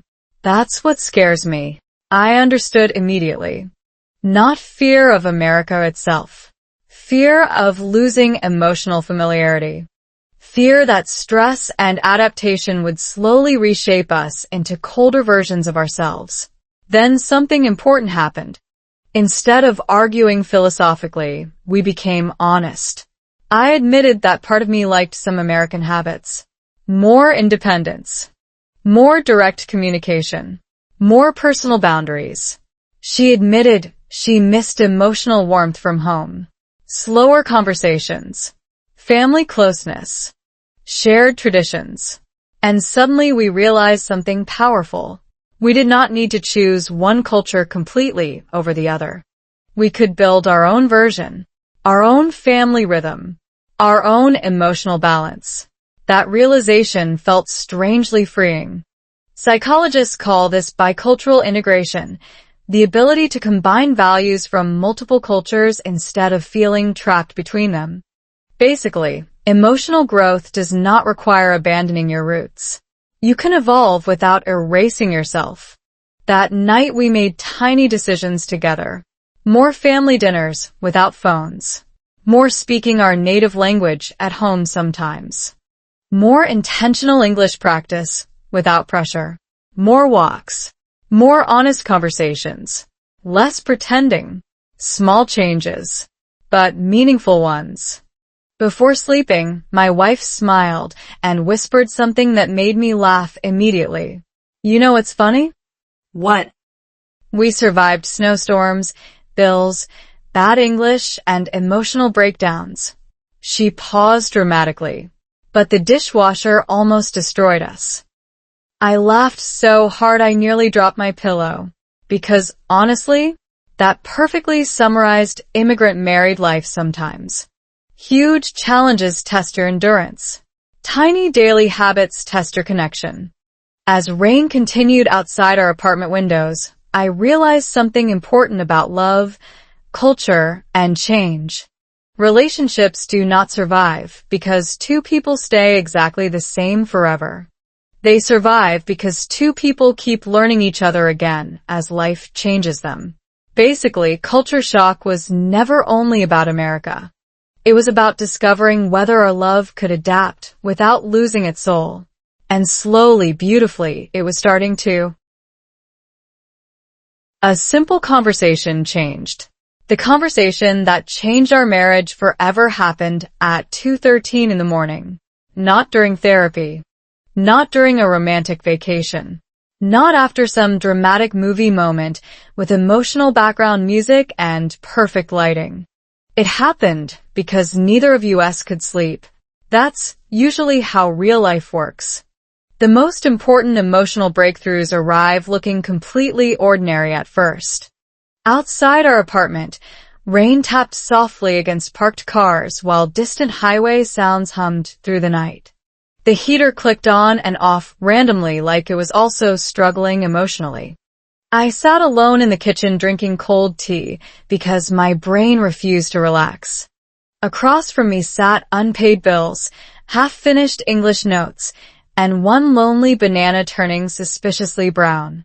Peak adulthood. A few minutes later, my wife walked into the kitchen wearing oversized pajamas and tired eyes. "You're awake too?" Yeah. She opened the refrigerator, stared inside for a few seconds like hidden answers might appear magically, then closed it again. Classic midnight behavior. Instead of returning to bed, she sat across from me quietly. No phones. No TV. No distractions. Just two exhausted humans awake inside a small Ohio apartment at an emotionally dangerous hour. For a while, neither of us spoke. And strangely, the silence felt peaceful instead of tense. Then she asked a question that immediately changed the atmosphere. "Do you think people really change?" Simple question. Huge emotional consequences. I leaned back slowly. "What do you mean?" She shrugged softly. "I don't know. Sometimes I wonder if relationships fail because people stop loving each other or because they stop growing." That sentence hit somewhere deep inside me, because, honestly, I had secretly wondered the same thing. Not only about marriage, About life. about myself. America had changed us already. Stress changed us. Immigration changed us. Struggle changed us. The question was not whether change would happen. The real question was this: would we grow together or separately? Psychologists studying long-term relationships found something fascinating. Healthy couples are not people who avoid change. They are people who continuously adapt to each other's evolving identities. Basically, love is less about finding the perfect person and more about repeatedly learning the new versions of someone over time. Nobody explains that when you are younger. Movies teach people to search for the one. Real life teaches you that even the one keeps changing. And, honestly, So do you. my wife looked down at her tea quietly before speaking again. When we first moved here, I kept waiting for life to feel normal again. I nodded slowly. Me too. But maybe this is normal now. That thought felt uncomfortable at first, because part of me still imagined temporary struggle. Temporary confusion. Temporary loneliness. But months had passed already. This was no longer temporary adjustment. This was life. And strangely, accepting that reality felt emotionally important. Humans suffer more when they constantly fight reality instead of adapting to it. that does not mean giving up. It means stopping the fantasy that happiness only begins later. After more money. After perfect English. After less stress. After some imaginary future where everything becomes easier. Meanwhile, life quietly continues happening right now. At 2:13 in the morning beside cold tea and unpaid bills, my wife suddenly laughed softly. You know what's weird? What? We almost broke up because we both wanted the same thing. I frowned. What do you mean? We both wanted safety, comfort, Love. understanding. But stress made us protect ourselves instead of each other. That sentence genuinely stunned me because it explained our entire relationship problem perfectly. Neither of us became cruel people. We became defensive people. Huge difference. Fear changes relationship behavior dramatically. When humans feel overwhelmed, they unconsciously focus on self-protection first. Emotional walls rise quietly. Communication shrinks. Patience disappears. Not because love dies, because fear gets louder. Researchers call this protective withdrawal. Couples under chronic stress often disconnect emotionally to reduce vulnerability, even while still deeply caring about each other. Basically, two people start hiding emotionally inside the same apartment. And honestly, that described us exactly. For months, I focused on my own shame about English, work pressure, financial anxiety, and failure fears. Meanwhile, my wife battled loneliness, emotional isolation, and uncertainty privately too. We stood beside each other, carrying invisible weights silently. Then my wife asked another question. Can I be honest? Always. I think we kept waiting for the other person to change first. Ouch. Because again, she was right. I wanted her to become more patient. She wanted me to become more emotionally open. I wanted less pressure. She wanted more connection. Both reasonable desires. But neither of us fully realized something important. Relationships improve faster when people focus on changing themselves instead of controlling each other. That realization sounds simple. Living it is harder. I stared at the kitchen table quietly while rain continued outside. Then I admitted something I never said out loud before. Sometimes I was scared you'd stop respecting me. She looked surprised. Because of English? Partly. Finally saying that aloud felt strangely vulnerable. But true. Moving to America damaged my confidence more deeply than I admitted. At work, I often felt slower. Less intelligent, less expressive. Language limitations made me feel smaller somehow. And shame changes relationship behavior quietly. When people feel inadequate, they often become emotionally distant before anyone can reject them first. Protection again. My wife reached across the table and touched my hand gently. I never needed perfect English from you. Her voice softened. I needed honesty from you. That sentence nearly broke me emotionally.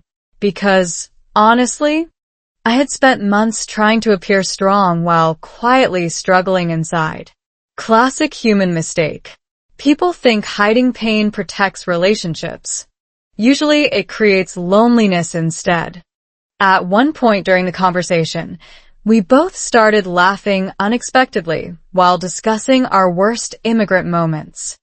My terrible coffee order disaster. Her getting lost inside an American pharmacy for 40 minutes. Our first winter snow panic.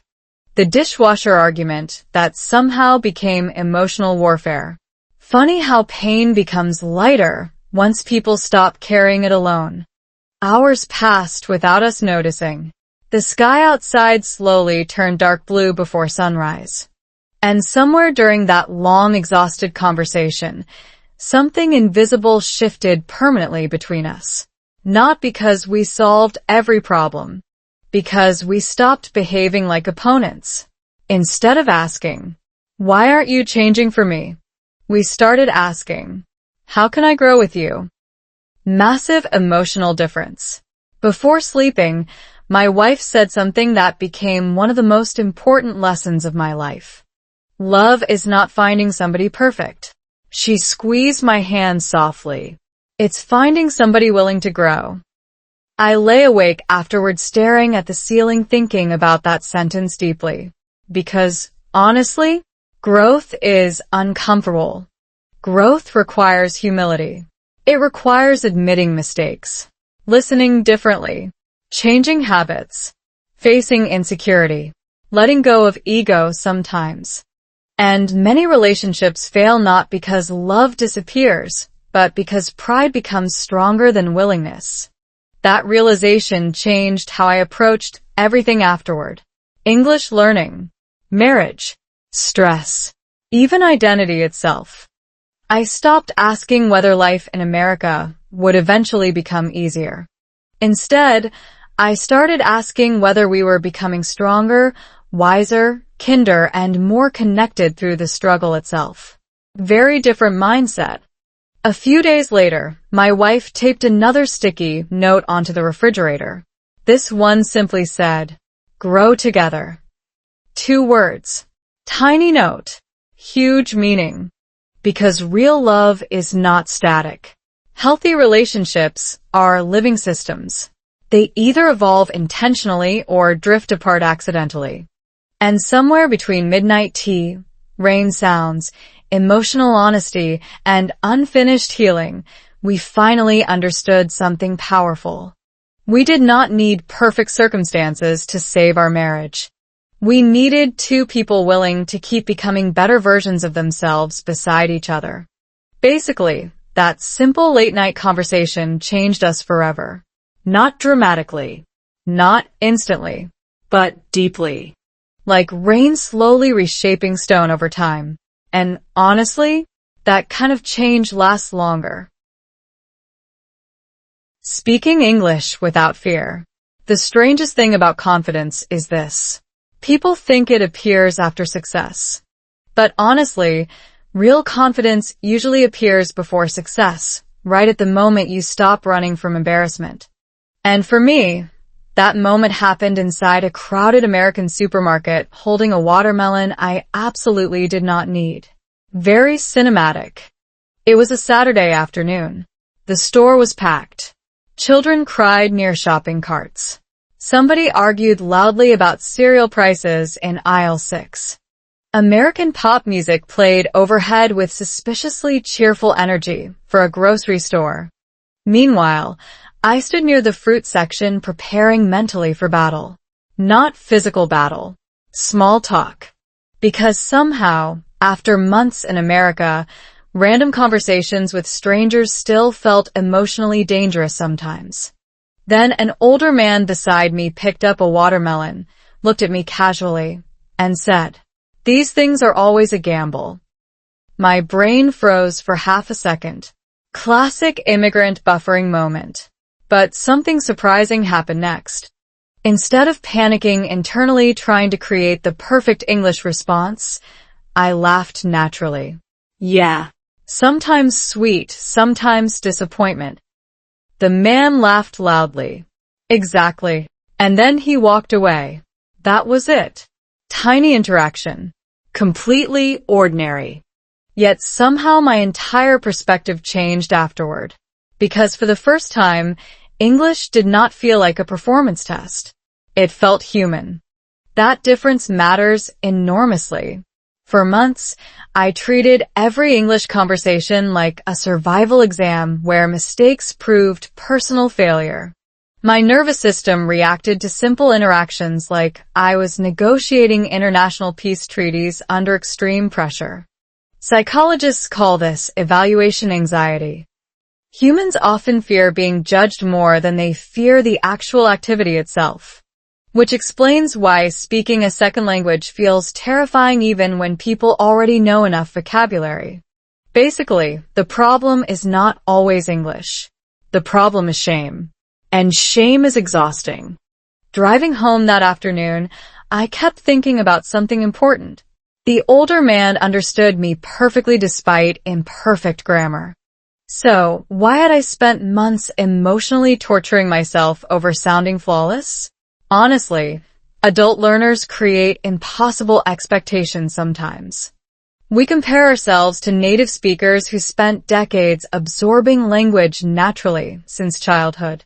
That is like learning basketball at 30 and becoming depressed because you are not LeBron James after 6 months. Ridiculous. But emotionally, many immigrants secretly think that way. That evening I told my wife about the watermelon conversation while unpacking groceries. She smiled immediately. See? You're finally relaxing. I shrugged. Maybe I'm just too tired to be scared anymore. But deep down, I knew something bigger was happening. Fear was losing control over me slowly. Not disappearing completely. Just shrinking enough that curiosity could finally breathe again. And honestly, curiosity is a much better teacher than fear. Over the next few weeks, I started practicing English differently. Before, my focus was survival. Avoid mistakes. Avoid embarrassment. Avoid awkwardness. Now my focus became connection. Understand people. Share stories. Express feelings. Tiny mindset shift. Huge emotional impact. One night after dinner, my wife and I started recording ourselves speaking English about daily life, just for practice. Nothing professional. Just phone recordings inside our apartment while rain hit windows softly outside. At first, listening to my own voice felt horrifying. Why does everybody sound strange in recordings? Scientists should investigate this emotional crime immediately. But after several recordings, something interesting happened. I stopped focusing entirely on mistakes. Instead, I noticed improvement. Slower speech. Clearer pronunciation. More natural rhythm. Still imperfect, but alive. That mattered more. Because language is not supposed to sound robotic. Real communication contains pauses, emotions, personality, and occasional mistakes. Even native speakers mess up constantly. America itself proves this daily. One evening while practicing English together, my wife asked, "What changed your confidence the most?" I thought carefully before answering, realizing nobody cares about my mistakes as much as I do. Honestly, that realization freed me emotionally. Most strangers are too busy thinking about their own lives to analyze your grammar deeply. The cashier wants to finish work. The waiter wants your order. The customer wants directions. Meanwhile, language learners imagine entire audiences secretly rating every sentence like Olympic judges. Exhausting mental habit. Researchers studying language acquisition found communicative confidence improves faster when learners prioritize interaction over perfection. In simple words, humans learn language better by participating imperfectly than by hiding silently. Basically, fluency grows through courage, not avoidance.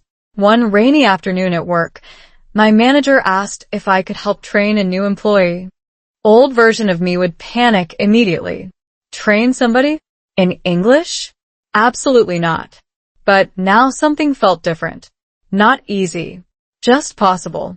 During training, I spoke slowly and simply. Sometimes awkwardly. Sometimes repeating myself. Occasionally searching for words. But communication happened.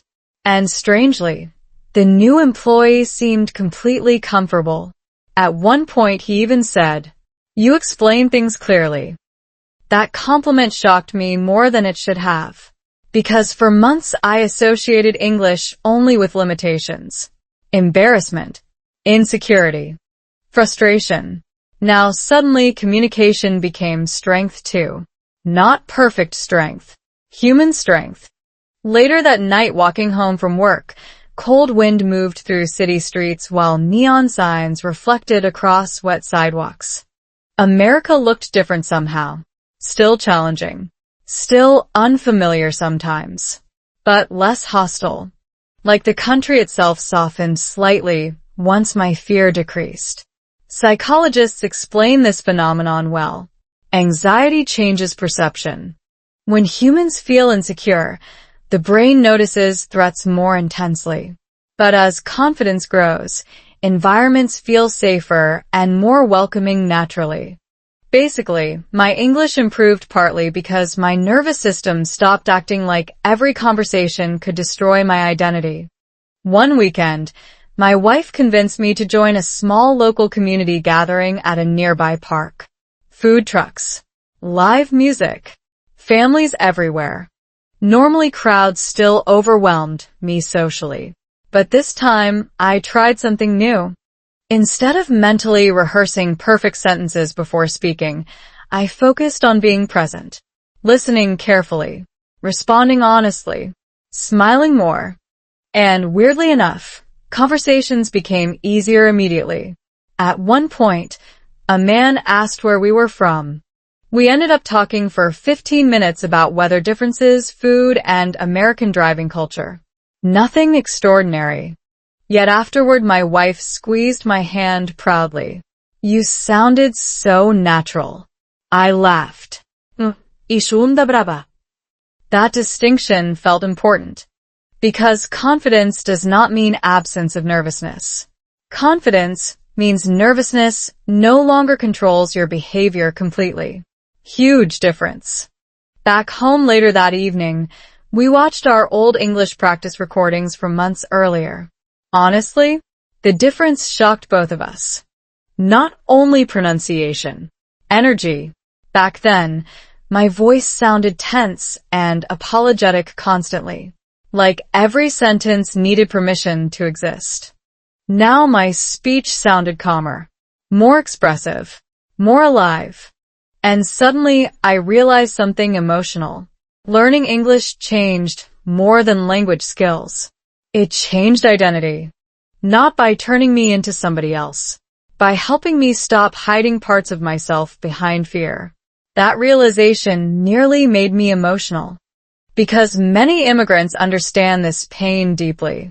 Language barriers do not only block communication, they block personality, humor, Warmth. confidence, dreams. People start feeling smaller than they truly are. Then one day, little by little, words return. And suddenly your real self begins reappearing too. Before sleeping that night, my wife rested beside me and whispered softly, "You know what's beautiful?" "What?" "You stopped trying to sound perfect and started sounding real."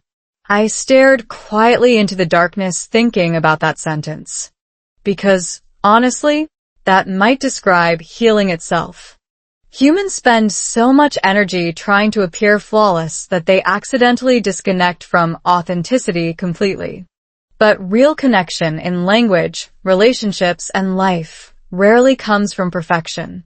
It comes from courage, from showing up imperfectly anyway. From speaking even when your accent shakes slightly. From loving even when life feels messy. From continuing growth despite fear.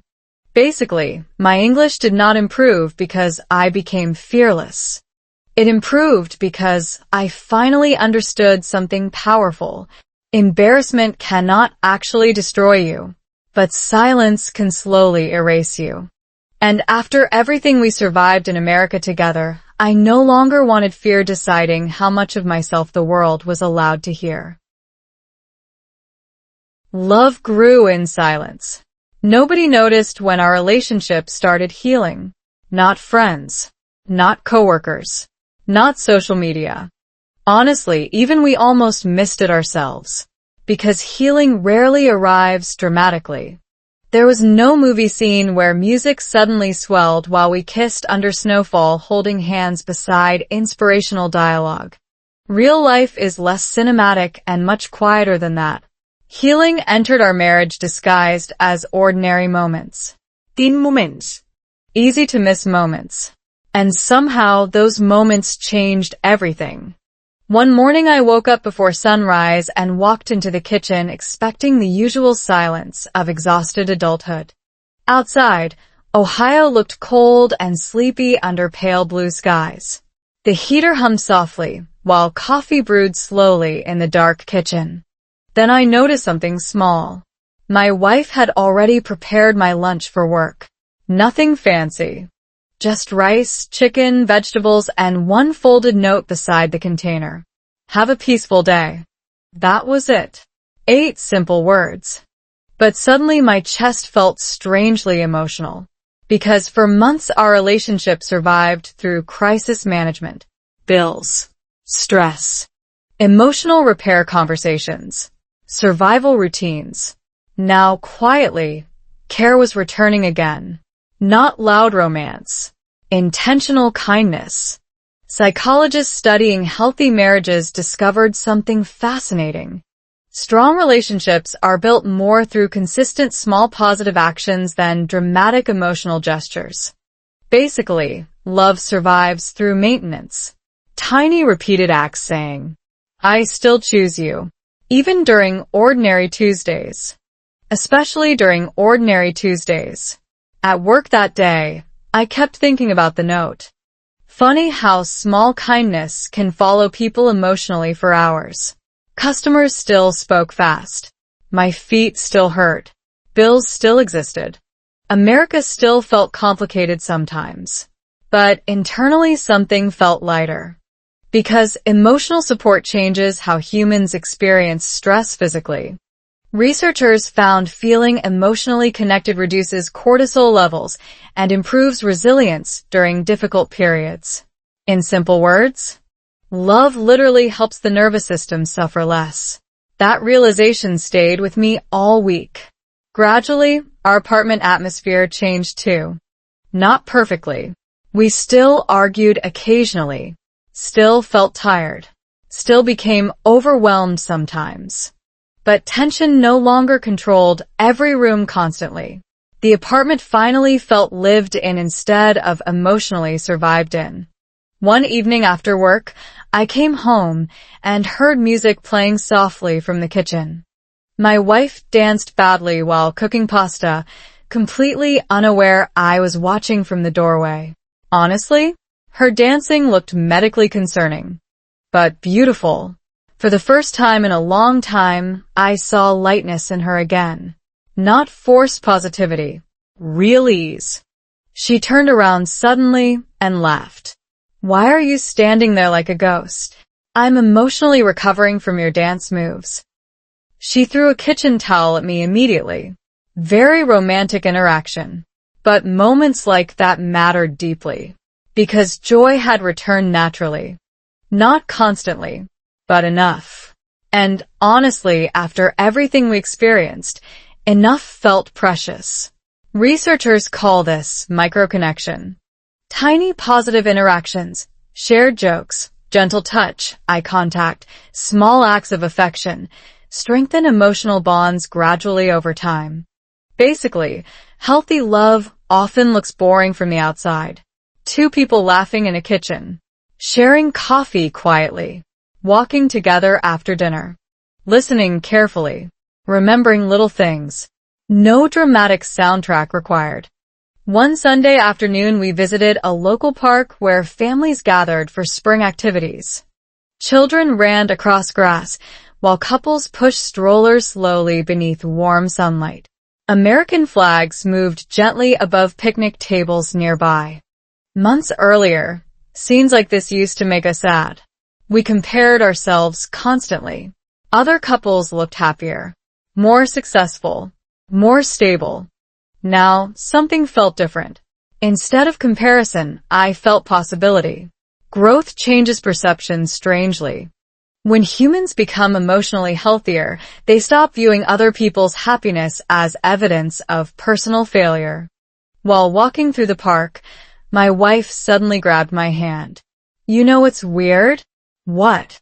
"I don't feel lonely with you anymore."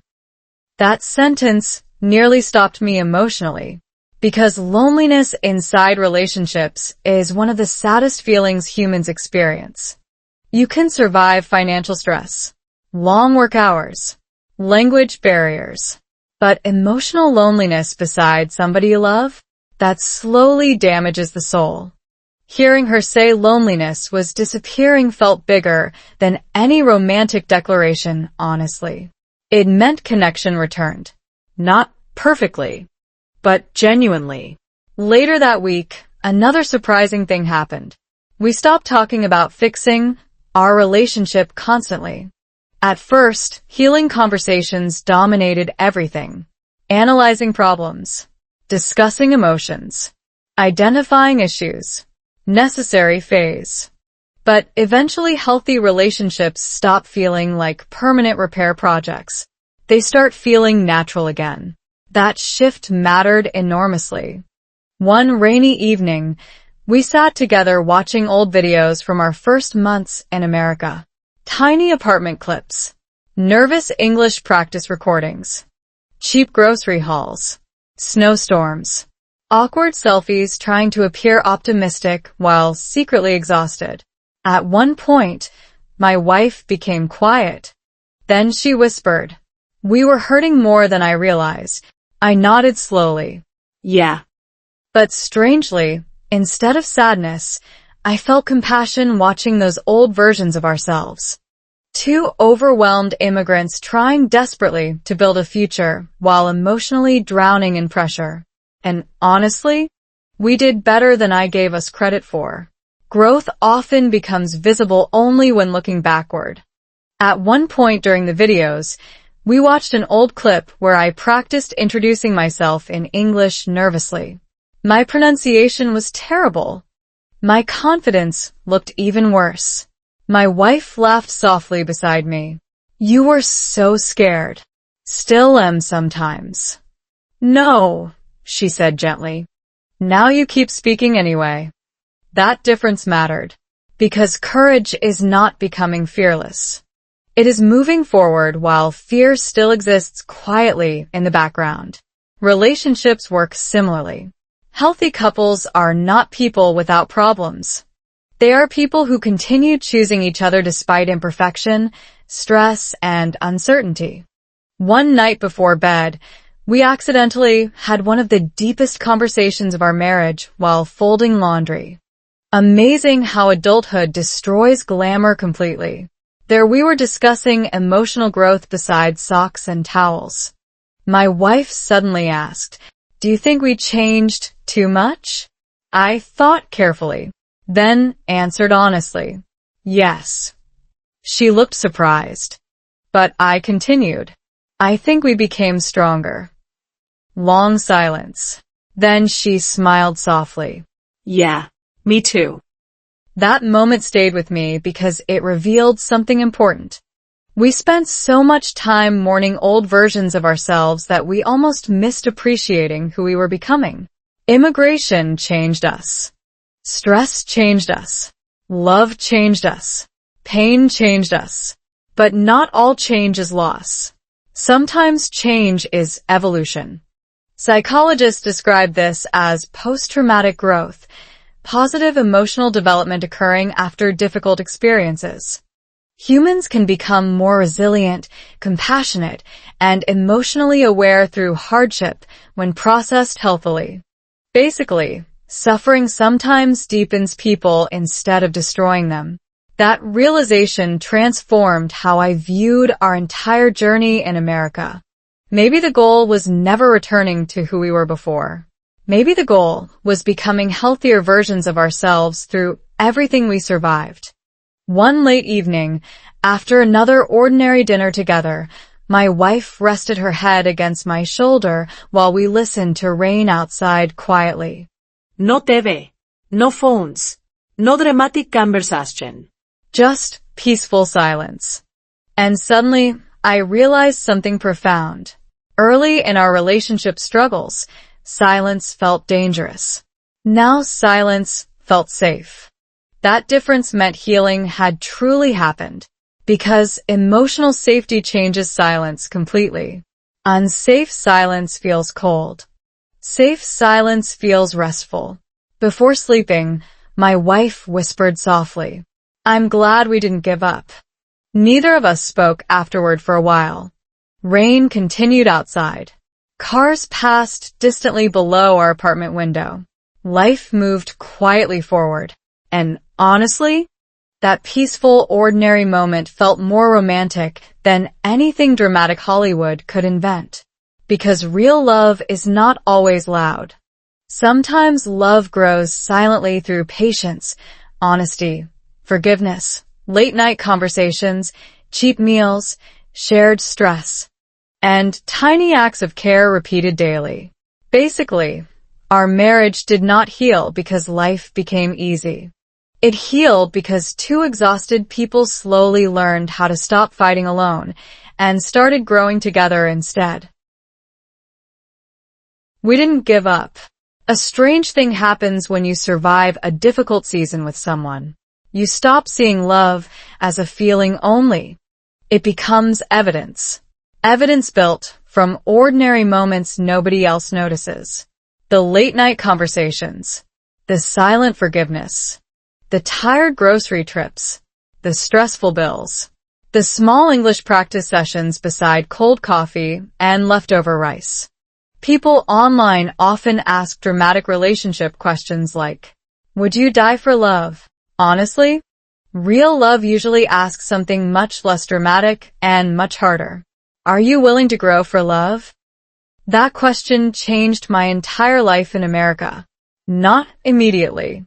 Slowly. Quietly. The way sunrise changes darkness without asking permission. One Sunday morning almost a year after our hardest season began, I woke early again before my wife. Soft sunlight entered through apartment curtains while distant traffic hummed outside. Ohio finally looked warm again after endless months of snow and gray skies. I stood in the kitchen making coffee and suddenly noticed something unexpected. Peace. Not perfect life. Not unlimited money. Not flawless English. Just peace. And honestly, that realization nearly made me emotional. Because months earlier, our apartment felt emotionally exhausted every day. Stress filled every room like invisible smoke. Even silence felt heavy back then. Now the same apartment felt lighter somehow. Same walls. Same furniture. Same complicated immigrant life. Different energy. Psychologists studying relationships discovered something important. Emotional security is not built through perfection. It develops through repeated experiences of reliability, honesty, and repair after conflict. Basically, trust grows when people consistently return to each other after difficult moments instead of emotionally disappearing forever. That became our story. We still disagreed sometimes. Still felt stressed occasionally. Still had uncertain days. But now we knew something powerful. We could survive hard seasons together without destroying each other. That confidence changes relationships deeply. Later that morning, my wife joined me in the kitchen wearing oversized clothes and sleepy eyes again. "You're thinking too loudly," she joked. I laughed. How can you hear thinking? Married people develop strange powers. Fair point, honestly. While drinking coffee together beside the window, we started talking about how much life changed during the past year. Our English improved naturally now. Not perfect, but comfortable. Work felt less terrifying. Conversations flowed easier. Even America itself felt less emotionally sharp than before. Then my wife said something unexpected. "I'm glad things didn't become easy too fast." I looked at her carefully. "Really?" She nodded slowly. "If everything was easy immediately, maybe we never would have learned how strong we actually are." That sentence stayed inside me deeply. Because honestly, pain changes people. Sometimes badly. Sometimes beautifully. And strangely, our hardest season forced us to confront parts of ourselves we ignored before. Fear. Pride. Emotional distance. Shame. Avoidance. But through those struggles, we also discovered patience, communication, empathy, resilience, and emotional courage. Growth never arrives alone. It usually travels beside discomfort. A few weeks later, something happened that perfectly showed how far we had come. We hosted dinner for new immigrant friends who recently arrived in America. They looked exactly like we did during our first months here. Nervous, exhausted, hopeful, overwhelmed. During dinner, one of them admitted quietly, "Sometimes I feel like I'm failing here." Immediately, I recognized that emotional tone. I used to carry it every single day. Instead of giving fake motivational advice, I told the truth. I felt that way too. Then my wife smiled and added, "We almost let stress destroy our relationship."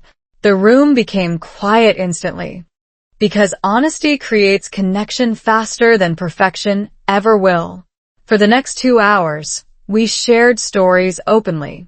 Language struggles, financial stress, cultural confusion, homesickness, marriage pressure, and honestly, everybody looked relieved hearing imperfect truth instead of polished success stories. Researchers found vulnerability strengthens social belonging because humans connect more deeply through shared struggle than curated achievement. Basically, pretending isolates people. Honesty brings them closer. That dinner changed something inside me too. For the first time, I stopped viewing our painful experiences as embarrassing failures. They became meaningful chapters. Proof of growth. Proof of survival. Proof that difficult seasons can transform people instead of only damaging them. One evening after those friends visited, my wife and I walked again beside the same lake from our small weekend trip months earlier. Warm wind moved gently across the water, while sunset colors reflected beautifully near the shore. Couples walked dogs nearby. Children laughed in the distance. This time, everything felt different. Not because life became perfect, because we changed. I looked at my wife and suddenly remembered the terrified, exhausted couple we used to be during our first winter in America. The silent apartment fights, the loneliness, the fear, the nights we wondered whether love was enough anymore. And honestly, part of me wanted to hug those older versions of ourselves, because they kept trying even while emotionally exhausted. That matters. People underestimate persistence sometimes. My wife interrupted my thoughts quietly. "What are you thinking about?" I smiled softly. "How close we came to giving up." She nodded slowly. Yeah. Long silence. Then she squeezed my hand gently. "But we didn't." Simple words. Huge meaning. Because staying is not always passive. Sometimes staying requires enormous emotional courage. Not toxic staying. Not unhealthy suffering. But conscious commitment to growth, honesty, accountability, and repair. Healthy love is not blind endurance. It is mutual willingness. That distinction matters deeply. As sunset darkened slowly around the lake, we talked about future dreams again for the first time in a long while. Children. Travel. Maybe buying a small house someday. Creating family traditions, blending both cultures. And strangely, those dreams no longer felt impossible. Not because our situation became magically easier overnight. Because hopelessness disappeared. Hope returned quietly while we were busy healing. That is the funny thing about emotional recovery. You rarely notice the exact moment life becomes lighter. One day, you simply realize you are laughing again naturally, breathing easier, planning future things, feeling connected instead of trapped. Healing sneaks up quietly. On the drive home, city lights reflected across the windshield while soft music played in the background. My wife rested against the seat, smiling sleepily. Then she whispered one final sentence I will probably remember forever. "You know what saved us?" What? We stopped trying to win against each other and started protecting each other instead. I stared at the road ahead, feeling that sentence settle deeply into my chest. Because, honestly, That might be the real secret behind lasting relationships. Not perfection. Not constant happiness. Not flawless communication. Just two imperfect humans repeatedly choosing teamwork over ego. Choosing understanding over pride. Choosing growth over comfort. Again and again. Even during difficult seasons. Especially during difficult seasons. And maybe that is why our story matters beyond English practice or immigrant life or marriage struggles. Because everybody listening right now probably carries some version of the same fear. Fear that stress changes people permanently. Fear that relationships cannot survive hard seasons. Fear that exhaustion eventually destroys connection. But sometimes the opposite happens. Sometimes struggle strips away performance and reveals what love actually looks like underneath convenience. Messy, patient, Human. Real. So if you are listening to this while feeling tired, disconnected, discouraged, or emotionally lost somewhere in your own journey, remember this. Growth is slow. Healing is awkward. Communication takes practice. Love requires attention. And imperfect people can still build beautiful lives together if they remain willing to grow. That is what America taught us.